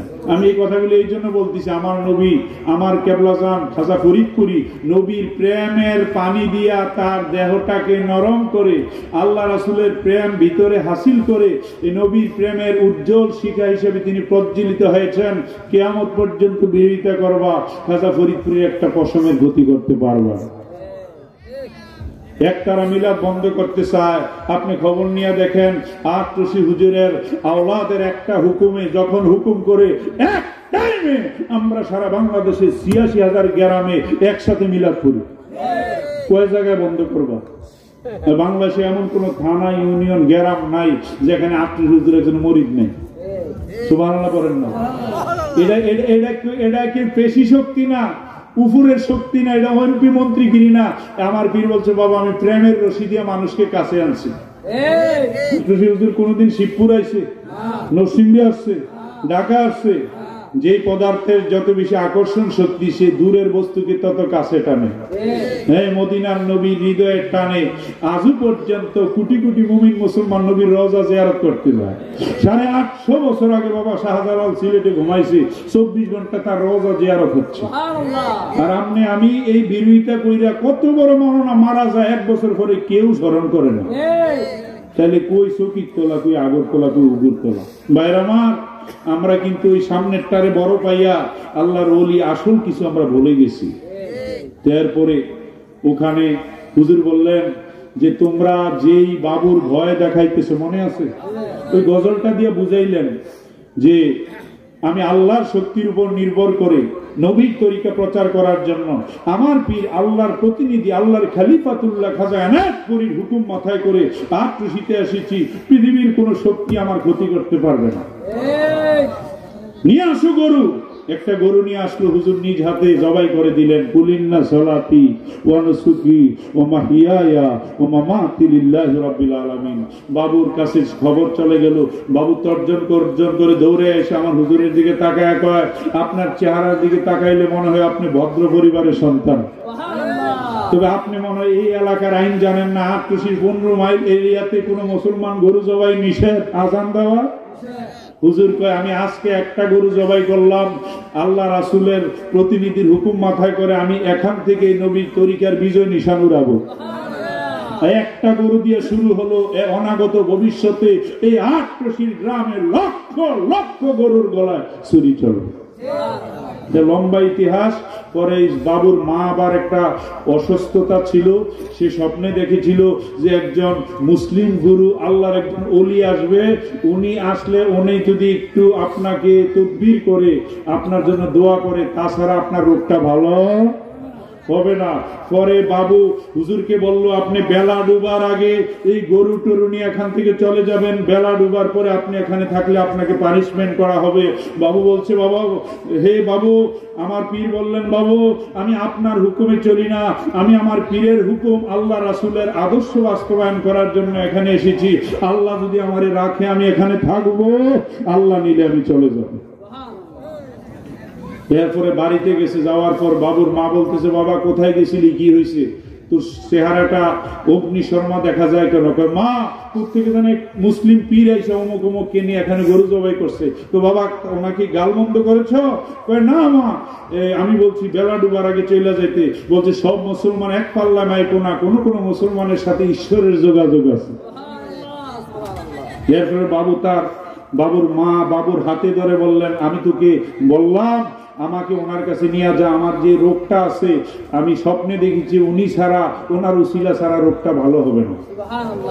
পরে হুজুর কাছে গেলেন, হুজুর পাক একটু ওনার জন্য দোয়া করলেন, সাথে সাথে ওনার রোগটা চলে গেল। এরপরে ছেলেকে ধরে বলতেছে, উনি এখানে যা করবে তুমি আর কোনোদিন বাধা দিবা না। কিন্তু আমার হুজুর তাদের জায়গা জমি গ্রহণ করে নাই। 8 টাকা দিয়ে একটা ঘর কিনে 5 ওয়াক্ত আযান, জামাত, রাতে 3টা রহমতের মোরাকাবা, জিকির আজকার করতে করতে করতে এই 8 টাকার ঘর এখনো আছে। এই তিলে তিলে সেটা থেকে আমার পীর কেবলাজান গঠন করলেন বিশ্ব জাকের। মঞ্জিল। এরপরে হুজুর ঘোষণা দিলেন, বাবা আমি শুধু পীরগিরি করার জন্য আসি নাই, আমি জমিনে আসিছি আখিরি নবীর একটা মিশনকে বাস্তবায়ন করার জন্য। কারবালার ময়দানে সত্য ইসলামকে ভূলুণ্ঠিত করা হয়েছে, দুষ্ট ইয়াজিদ বাহিনী ক্ষমতার লোভে নবীর আওলাদের গলায় ছুরি চালিয়েছিল। বাবা আমি আবার পুনরায় বাংলাদেশ সহ সারা পৃথিবীতে হুসাইনি ইসলাম আবার প্রতিষ্ঠিত করব। তখন 1989 সনের 14 অক্টোবর রাত্রে 3টা রহমতের সময় পবিত্র ঈদ মিলাদুন নবীর দিন আমার কেবলা জান ঘোষণা করলেন জাকের পার্টি। অনেকে মনে করে তার কিছু মুরিদ আছে, টাকা পয়সার জোরে মনে হয় একটা পার্টি করছে। না না না, জাকের পার্টি অন্যান্য গতানুগতিক রাজনৈতিক দলের মতো ক্ষমতালোভী দল নয়, আদর্শ কেন্দ্রিক পার্টি। এটা হুসাইনি কাফেলা। এইটাই এই সংগঠনের মাধ্যমেই অনাগত ভবিষ্যতে সারা পৃথিবীতে আখির ইমাম মেহেদী আলাইহিস সালাম দয়াল নবীর প্রকৃতি ইসলাম আবার পৃথিবীতে প্রতিষ্ঠিত করবেন। আমার হুজুর বললেন, আমি আখিরি পীর। আমার পীরের পরে আর কেউ পীর আছে? হুজুর কাউকে পীরালি দিছে ভাইজানদেরকে, তবে পীরের থেকে ভালো যোগ্যতা আমার ভাইজানদের আছে। আপনারা ওনাদেরকে চিনেন না, ওনারা শুধু একটা সলং ধরে আছে, শুধু অপশক্তির সবল থেকে বাঁচার জন্য। এটা তাদের একটা হিকমত। আমার ভাইজানরা মদিনা ইউনিভার্সিটিতে লেখাপড়া করেছেন, আমার পীর তাদেরকে ইলমে তাসাব্বুবের শিক্ষা দিয়েছেন। তাদের বহু কারামত আমরা দেখেছি। কোটি কোটি মুরিদদেরকে ভাইজানরা এখন পরিচালনা করতেছেন, নালিশ শুনতেছেন, পরামর্শ দিচ্ছেন। অনেক আগুনে তারা পানি ঢালতেছেন, কিন্তু পীর দাবি করতেছেন না। কারণ ওনারা ভাইজান দাবি করে, কারণ হুজুর বলছে আমি আখিরি পীর, সামনে আসতেছেন আখিরি ইমাম সাইয়েদনা মেহেদী আলাইহিস সালাম। কি আসতেছেন?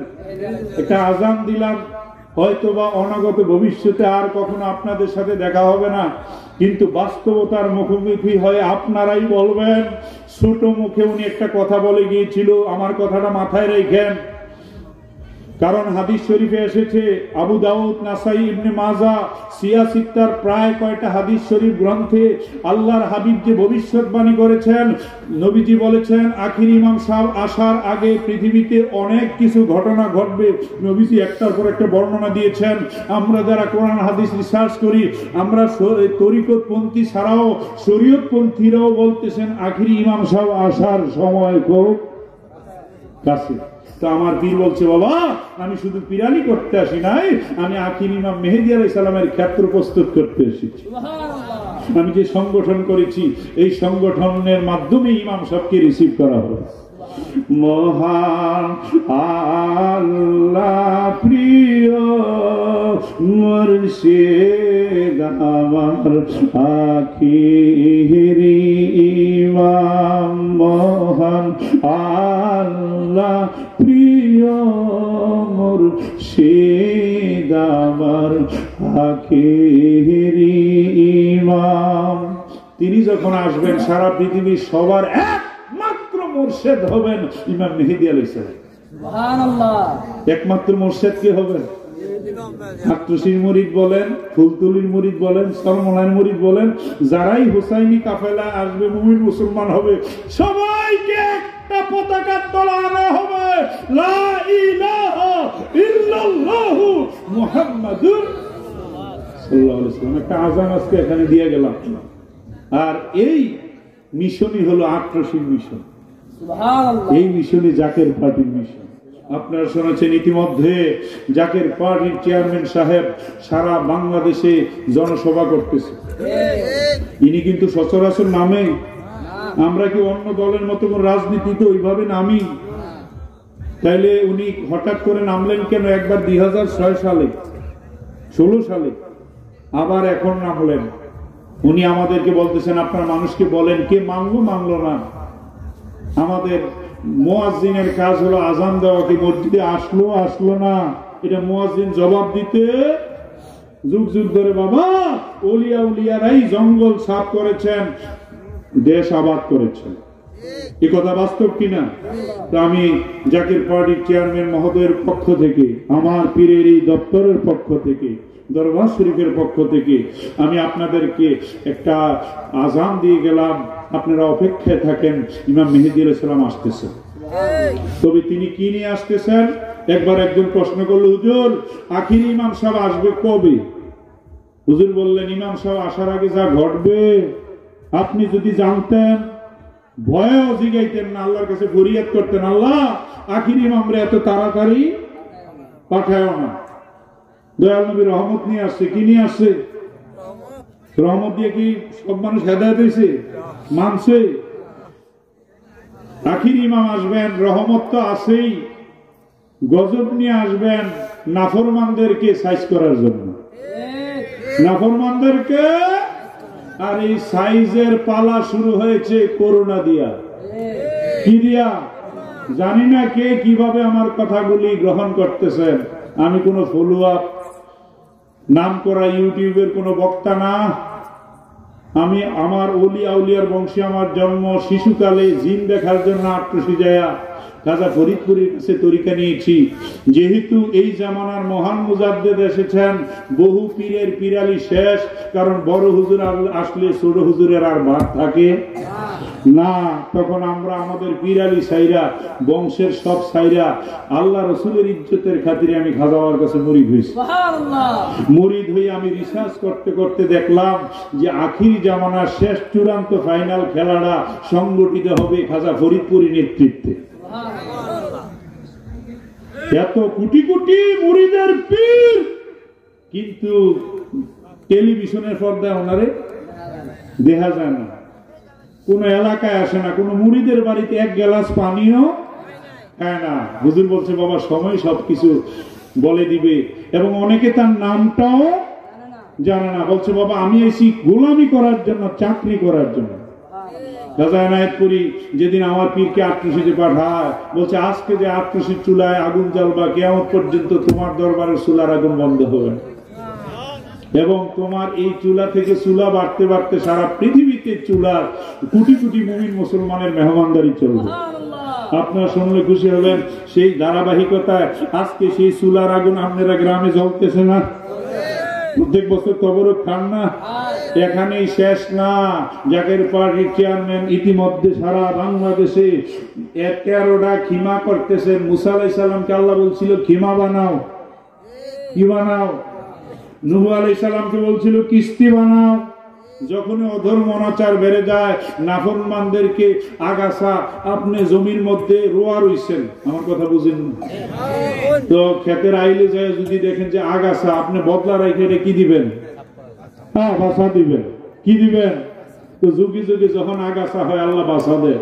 এখন যেহেতু মানুষ নাফরমান হয়ে গেছে, আল্লাহ রাসূলের পথ ভুলে গেছে, নবী ওলির ইজ্জত ভুলে গেছে, লাইন ছেড়ে দিয়েছে, দুনিয়া নিয়ে ব্যস্ত হয়েছে, এখন আল্লাহ পাক বদলা তার বাহিনী দিয়ে অপারেশন শুরু করেছেন। সামনে দেখেন ভূমিকম্প, টর্নেডো, জলোচ্ছ্বাস, মারামারি, কাটাকাটি, হানাহানি, পত্রপত্রিকা দেখতেছেন না সামান্য ব্যাপারে। তো সুতরাং এই পরিস্থিতি থেকে আমরা যে কোনো মুহূর্তে, যে কোনো পরিস্থিতিতে বাঁচার একটাই রাস্তা, খাঁটি মুমিন হইতে হবে, হুসাইনি কাফেলা আসতে হবে, নবীর প্রেম অন্তরে ধারণ করতে হবে, আল্লাহর জিকির হাসিল করতে হবে। আমার কথা বুঝে আসছে নি? আল্লাহর জিকির হাসিল করতে হবে। আরেকটা কথা মনে রাখবেন, আমরা জিকির করি, অনেকে টিটকারি করে, এটি হুক্কুর হুক্কুর করে। হ্যাঁ, আফদালুল ইবাদাতি যিকরুল্লাহ, সর্বশ্রেষ্ঠ বন্দেগী হলো আল্লাহর জিকির। সুবহানাল্লাহ বলেন। আকিমুস সালাতা লিযিকরি। এখানে উলামায়ে কেরাম আছে, আল্লাহ কোরআন শরীফে ফরমান, নামাজ পড়ো আমার জিকির হাসিলের জন্য। সুবহানাল্লাহ বলেন। সেই জিকির আমার কেবলাজান হাতে কলমে আমাদের শিক্ষা দিয়েছেন। আপনি যখন মুখে আল্লাহ আল্লাহ জোরে জোরে জিকির করবেন, আপনার এই বামদুদি 2 আঙ্গুল নিচে ছোট্ট একটা মাংসের টুকরা, লতিফায় কাউড, এটার মধ্যে জিকির হয়।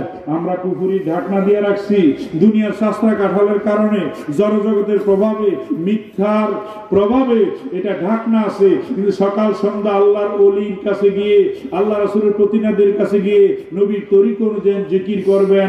1 দিন 2 দিন 3 দিন করতে করতে মুর্দা দিল জিন্দা হবে। মুর্দা দিল কি হবে? এ হইতে হইতে আপনার দেহে সূক্ষ্ম 10টা স্টেশন আছে, 10টা স্টেশন আল্লাহর জিকির জারি হবে। তখন আপনার 33 কোটি লুমকুবে জিকির হবে। তখন আপনি কোরআনের সে আয়াত বুঝবেন, সাব্বাহা লিল্লাহি মা ফিস সামাওয়াতি ওয়া মা ফিল আরদ। আসমান জমিন চন্দ্র সূর্য গ্রহ নক্ষত্র সবকিছু জিকির করে আমার আল্লাহ। আসমান জমিন গ্রহ তারা আল্লাহর জিকির করে তারা, মানব হইয়া আমরা কেনে আল্লাহর জিকির করব না। আল্লাহ ও আল্লাহ রে মন আল্লাহ গণ জপনা।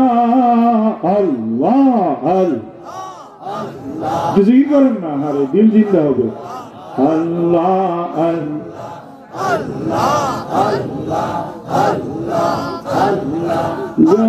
আজ বৃক্ষ তরুণতা সবুজ গাছের কচি পাতা যে কিনে লাইছে মাতা নয়ন খুইলা দেখো না।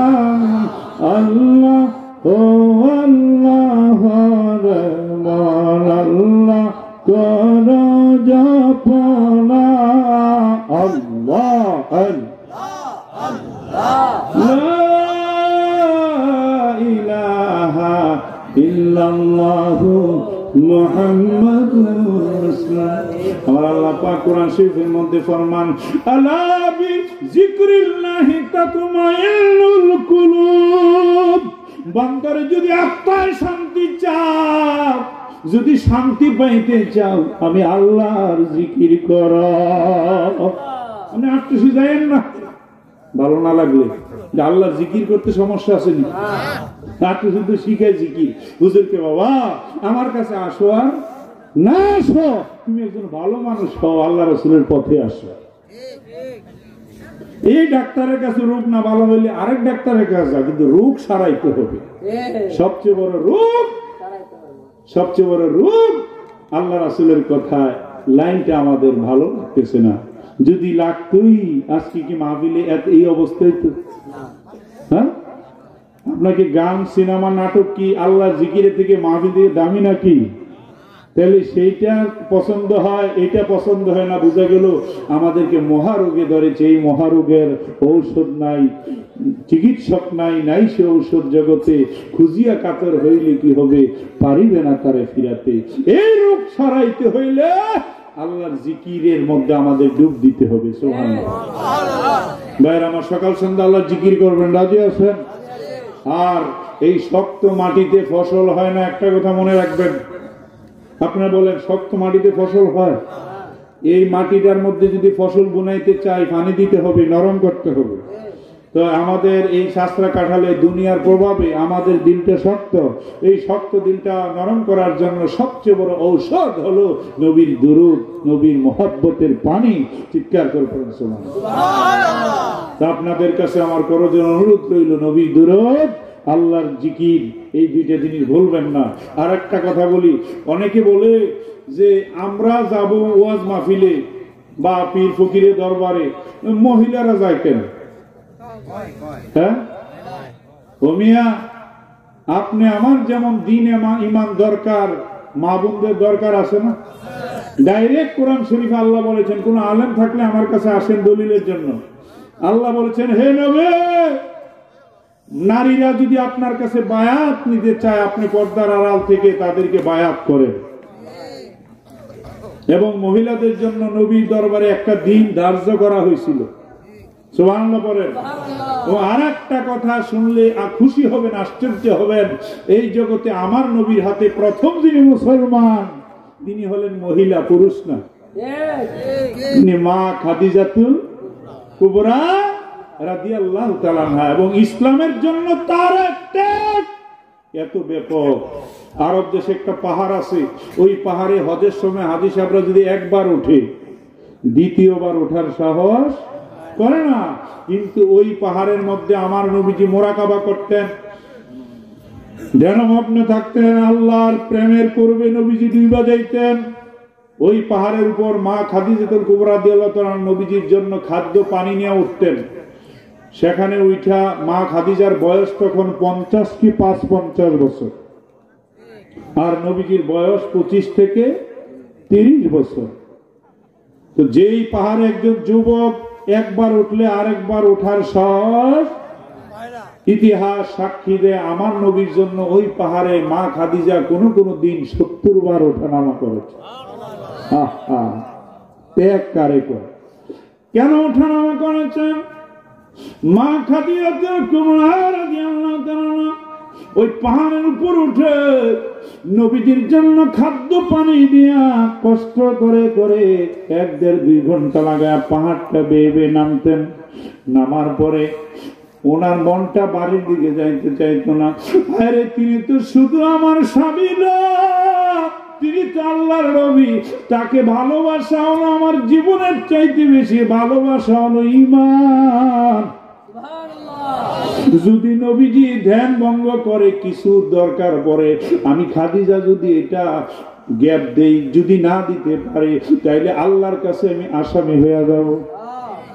আবার উঠেছেন, উঠে দেখছেন নবীজি মোরাকাবায় রত, কথা বলা যাচ্ছে না। নবীজি আল্লাহর প্রেমের করবে ডুবে আল্লাহর সাথে কথা বলতেছেন। আবার নামছে, মন মানতেছে না, আবার উঠছে। এইভাবে কোনো কোনো দিন 70 বার ওঠানামা করে। যখন আমার নবীজির সাথে মা খাদিজাতুল কুবরা রাদিয়াল্লাহু তাআলার বিবাহ হয়, তিনি ছিলেন আরবের বিখ্যাত ধনাঢ্যশালী মহিলা। আর নবীজি ছিলেন চিরয়তীম, শরীয়তে ওনার কিচ্ছু ছিল না। হাকিকতে তিনি 2 জাহানের বাদশাহ। হাকিকতে 2 জাহানের। তো হাকিকত তো আর মানুষ বোঝে না। মা খাদিজা যখন ওনার সাথে বিবাহ বন্ধনে আবদ্ধ হইলেন, আরবের বড় বড় নেতারা কানাঘুষা করতেছে, আরে এই দেশে কোন ধনী খাদিজারে বিয়ে না করতো, খাদিজার যে সুনাম, খাদিজার যে পবিত্রতা, কিন্তু সে একটা এতিমের কাছে কেন বিয়ে বসলো? এই কানাঘুষা বন্ধ করার জন্য গোটা আরবের নেতৃস্থানীয় লোককে উনি একদিন শুক্রবারে দাওয়াত করলেন।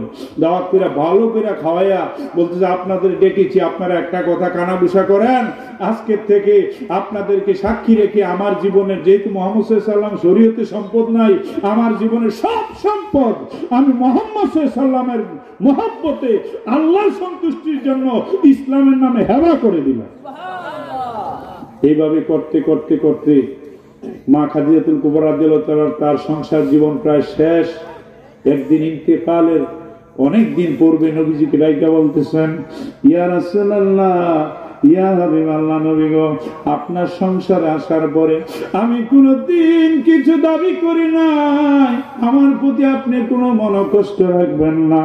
আমার খেদমতে যদি কোনো ত্রুটি হয়ে থাকে আপনি আমাকে ক্ষমা করে দিবেন। ভাইরা আমার একটা কথা মনে রাখবেন, খেদমত, মানুষের সেবা, পরোপকার, এর থেকে বড় বন্দেগী নাই। আমার হুজুর একটা গজল গাই, উষার কোলে রবি দুলা তেমনি তুমি বঙ্গ কুলে, খেদমতে তোমাকে মিলে কাউসারের পেয়ালা, নূরে রাব্বি লালা তুমি, নূরে রাব্বি লালা। খেদমত, মানুষ উপকার করেন, কারো ক্ষতি করেন না। হ্যাঁ, কি ভাই কথা বুঝতেছেন? আমরা তো খালি ডান দেওয়ার জন্য বইয়া থাকি, তাই আরব দেশের মধ্যে আবু বকর সিদ্দিক রাদিয়াল্লাহু তাআলা প্রেসিডেন্ট, ওমর হইলেন কাজীউল কুজ্জা, 60 বছর পারিয়া যায়, একটা বিচারও আসে না। 12.5 লক্ষ বর্গ মাইল, কত লক্ষ? তো হযরত ওমর রাদিয়াল্লাহু তাআলা আবু বকর সিদ্দিক রাদিয়াল্লাহু তাআলাকে বলতেছে, ভাই আবু বকর, রাষ্ট্রীয় কোষাগার থেকে শুধু শুধু বেতন খাচ্ছি, আমাকে এই পদ থেকে ইস্তফা দেন, আমার কাজ নাই। আমারে কাজী বানাইছেন, কোনো বিচার আমার কাছে আসে না। তখন আবু বকর সিদ্দিক রাদিয়াল্লাহু তাআলা ইন্টেলিজেন্ট কাউন্সিল লোক পাঠিয়ে দিলেন যে কেন ওমরের কাছে আসে না, কি ভয়ে আসে না, না কোনো গন্ডগোল হয় না? এত বড় দেশের কি একটাও গন্ডগোল হয় না? খবর নিয়ে দেখলো সবাই বলতেছে আমরা একজন আরেকজনের কল্যাণ চাই। এক ভাই আরেক ভাইয়ের ভালো চাই, আমরার মধ্যে কোনো সংঘর্ষই হয় না। সুবহানাল্লাহ। তো বলতেছিলাম খেদমতে তোমাকে মিলে কাউসারের পেয়ালা। ভাইরা আমার, নবীজি বললেন, ইয়া রাসূলুল্লাহ, আমাকে ক্ষমা করে দিয়ে, আমি আপনার সংসারে যদি কোনো ত্রুটি করে থাকি, আমি পারি না আপনার পরিপূর্ণ হক আদায় করতে, তবে আমি কোনোদিন কিছু দাবি করি নাই। ইয়া রাসূলুল্লাহ, আমার মনে হয় বেশি দিন আমি পৃথিবীতে থাকবো না। আমার তিনটা শর্ত আপনি দেখেন পূরণ করতে পারবেন কিনা। একটা হলো, আমি খাদিজা যখন ইন্তেকাল করব, আপনি নবীর গায়ের কাপড় দিয়ে আমার কাফন পরায়া দিবেন। আর একটা, আপনি আমার জানাজার ইমামতি করবেন। আর একটা হলো, মুনকার নকির আপনার কাছে ওয়াজ শুনেছি, কবরের অবস্থা বড় ভয়াবহ। ইয়া রাসূলুল্লাহ, আমার তেমন কোনো আমল নাই, আমলের দিকে তাকাইলে আমার ভয় লাগে। দয়া করে আপনি নবী যদি আমার মুনকার নকিরের সওয়ালের জবাবটা দিয়া দেন, এই শর্তগুলি যদি পূরণ করেন, আমি খাদিজা খুশি হব। নবীজি বললেন, খাদিজারে তোমার খেদমতের কোনো তুলনা হয় না। তুমি ইসলামের জন্য আমার দুর্দিনে যে কষ্ট করেছো, খেদমত করেছো, তার কোনো তুলনা হয় না। আমি তোমার তিনটা শর্ত পূরণ করবো। মা খাদিজাতুল কুবরা রাদিয়াল্লাহু তাআলা আনহা কিছুদিন পরে ইন্তেকাল করলেন। ইন্না লিল্লাহি ওয়া ইন্না ইলাইহি রাজিউন। এখন নবীজি চিন্তা করলেন, আমি তো ওয়াদা দিয়েছি, শর্ত পূরণ করব। খাদিজা বলেছে আমার গায়ের কাপড় দিয়ে কাফন পরাইতে। এখন মহিলাদের কাপড় কম না বেশি? এত কাপড় কোথায় পাবো? নবীজি তালাশ করে দেখেন, সংসার জীবনের শুরু থেকে এই পর্যন্ত যত কাপড় পুরানো হয়েছে, মা খাদিজা টোকায়া টোকায়া এগুলি নিজের কাফনের জন্য রাইখা দিয়েছে।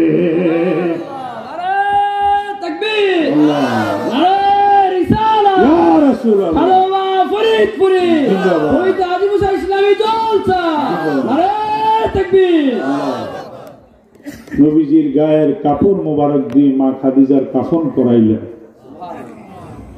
নবীজি নিজে জানাজার ইমামতি করলেন। রাত্রিবেলা জান্নাতুল মুআল্লা গোরস্থানে মা খাদিজাতুল কুবরা রাদিয়াল্লাহু তাআলা আনহাকে কবরস্থ করা হলো। কবরে শোয়া নবীজি সাহাবায়ে কেরামদেরকে বললেন, তোমরা যে যার বাড়িতে চলে যাও, আমি ওয়াদা দিয়েছিলাম মুনকার নকিরের সওয়ালের জবাব দিব, আমি এটা দিয়ে আসতেছি, তোমরা চলে যাও। মা খাদিজাতুল কুবরা রাদিয়াল্লাহু তাআলা কে কবর শোয়া নবীজি থুতনি মোবারকের নিচে লাঠি মোবারক দিয়া অপেক্ষা করতেছেন মুনকার নকির আসবে। আর চোখ দিয়া টলটল করে পানিগুলি পড়তেছে। মা খাদিজার অতীত জীবনের বিভিন্ন স্মৃতি নবীজির স্মরণ হচ্ছে, চোখ দিয়া পানি পড়তেছে। আর দীর্ঘক্ষণ চলে গেল, মুনকার নকির আসতেছে না। নবীজি বলতে, খাদিজারে কি অপরাধ করেছিলা, তোমার কবরে দিয়ে মুনকার নকির আসতেছে না। অনেকক্ষণ পরে রাত্র অতিবাহিত হয়ে গেল। বেলাল রাদিয়াল্লাহু তাআলা আযান দিলেন, আসসালাতু খায়রুম মিনান নাওম। জিবরাইল আলাইহিস সালাম এসে বলতেছে, ইয়া রাসূলুল্লাহ, ইয়া হাবিবাল্লাহ, আল্লাহ পাক আপনাকে সালাম জানাইছেন, মসজিদে নববীতে ফজরের জামাতে আপনাকে যাওয়ার জন্য বলছে। কিয়ামত পর্যন্ত খাদিজাতুল কুবরার কবরে মুনকার নকির আসবে না। ইয়া রাসূলুল্লাহ, খাদিজার খেদমতে খুশি হইয়া আপনার নবীর সন্তুষ্টের কারণে আল্লাহ স্বয়ং তার জবাব দিয়া দিছে। শুধু এখানেই শেষ না নবী গো, আল্লাহ সুসংবাদ জানাই দিছে, কিয়ামত পর্যন্ত জান্নাতুল মুআল্লা গোরস্থানের মধ্যে যত মুমিন মুসলমানের কবর হবে, খাদিজাতুল কুবরার খাতিরে কোন মুসলমানের সওয়াল জবাবের জন্য মুনকার নকির আসবে না। আপনি নবী আমার জীবনে মহব্বতে, আপনি নবী আমার জীবনে, আপনি রাহমাতুল লিল আলামিন, উম্মত তেরো যাবি গুনাহগার তেরা পঞ্জ আল্লাহর নবী দয়াল নবী গো আপনি নবী আমার জীবনের আমার পীর খাতা ফরিদপুরি বলেছেন বাবা পীরের কোন মানুষের তৈরি করা মতবাদ প্রচার করার জন্য আমি আসি নাই, আমি যে দাওয়াত পত্র নিয়ে এসেছি এটা হলো রাসূলুল্লাহর তরিকার দাওয়াত। জীবন মরণ শরণ করা জীবন শরণ করা ভাই মুসলমান রাসূলুল্লাহর তরিকা নিতে ডাকছেন কেবে রাসূল তরিকা নিতে ডাক খেলা করে হারাইলে না পাইবা আর জীবন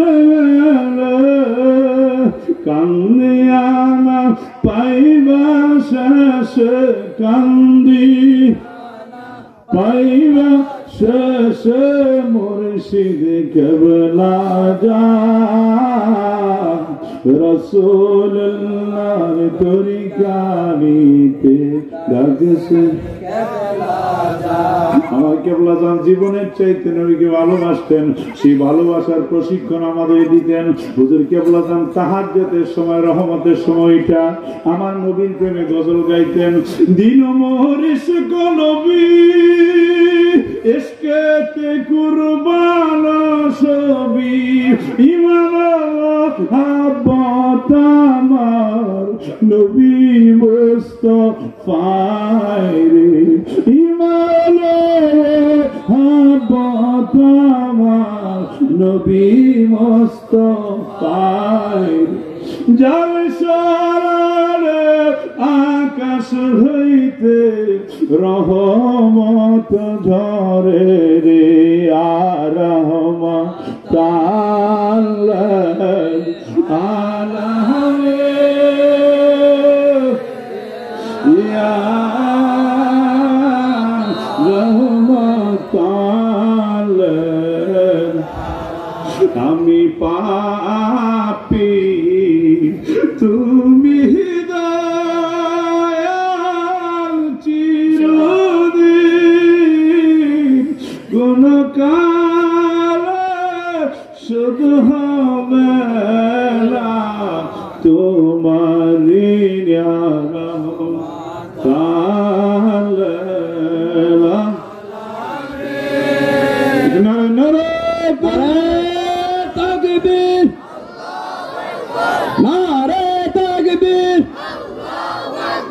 প্রধান বক্তার আগমন প্রধান বক্তার আগমন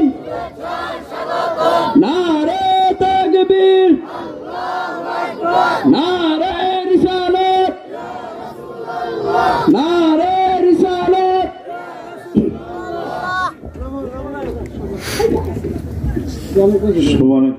একটু দাঁড়ায় নবীকে সালাম দেন ইয়া নবী সালাম ইয়া রাসূল সালাম মোহাম্মদ সালাম ইয়া হাবিব সালাম আলাইকা সালাওয়াতুল্লাহ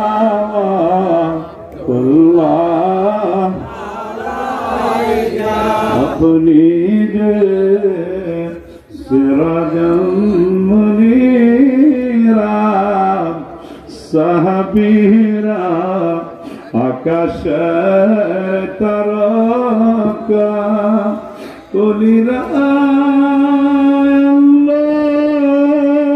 प्यारा हमरा नबी अपनार देवाना या नबी सलाम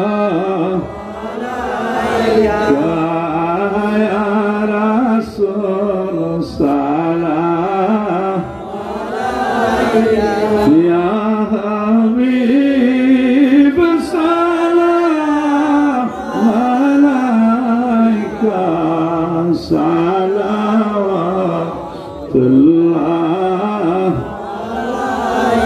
बलगल उला बिकमाली कशफत जाबिजा हसनत जमीओ खिसाली सल्लु अलैहि। সম্মানিত উপস্থিতি,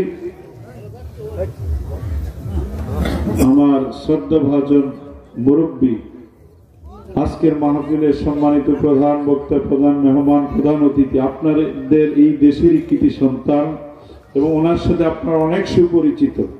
আজ থেকে 7, 8, 10 বছর আগে এই মাঠে মাহফিল করে গিয়েছিলাম। আমার মামা আজকের মাহফিলে যিনি প্রধান বক্তা, তিনি তখনও প্রধান বক্তা ছিলেন। তারপরে এই নাজমুল ভাইয়ের আব্বা, ওনার সাথে আমার দেখা হয়েছিল। আজকে ওনার কবরের পাশ দিয়ে আসার সময় আমরা রুহানিয়ত বিশ্বাস করি এবং মানুষ ইন্তেকালের পরে আল্লাহ রুহানি শক্তি বাড়ায়া দেয়। দুনিয়ায় থাকাকালীন তো দুনিয়ার সাথেও সম্পর্ক থাকে, আখিরাতের সাথেও থাকে, কিন্তু কবরে যাওয়ার পর দুনিয়ার সাথে সম্পর্ক কি হয়ে যায়? বিচ্ছিন্ন হওয়ার কারণে আত্মার পাওয়ার আল্লাহ বাড়ায়া দেয়। আপনি বিশ্বাস করেন আর না করেন, বুঝেন আর না বুঝেন, ওই 10 বছর আগে ওনার সাথে যেভাবে কথা বলেছিলাম তার থেকে ভালোভাবে কথা বললা কবরের পাশ দিয়ে এখানে এসে ওয়াজ করতে বসছি। এটা রুহানিয়ত, বুঝাইতে সময় লাগবে। তা আমি অনেকক্ষণ আপনাদের কষ্ট দিয়েছি। প্রধান বক্তা চলে এসেছেন। আমার কথার মধ্যে যদি কোনো ভুল ত্রুটি হয়ে থাকে ক্ষমা করে দেবেন। এই কঠিন মুসিবতের জামানায় দয়াল নবীর প্রেম মহব্বত, আল্লাহ তাআলার জিকির, নবী ওলির পথে আল্লাহ পাক আমাদের থাকার তৌফিক এনায়েত করুন। ওয়া আলাইনা ইল্লাল বালাগ। আসসালামু আলাইকুম ওয়া রাহমাতুল্লাহি ওয়া বারাকাতুহু।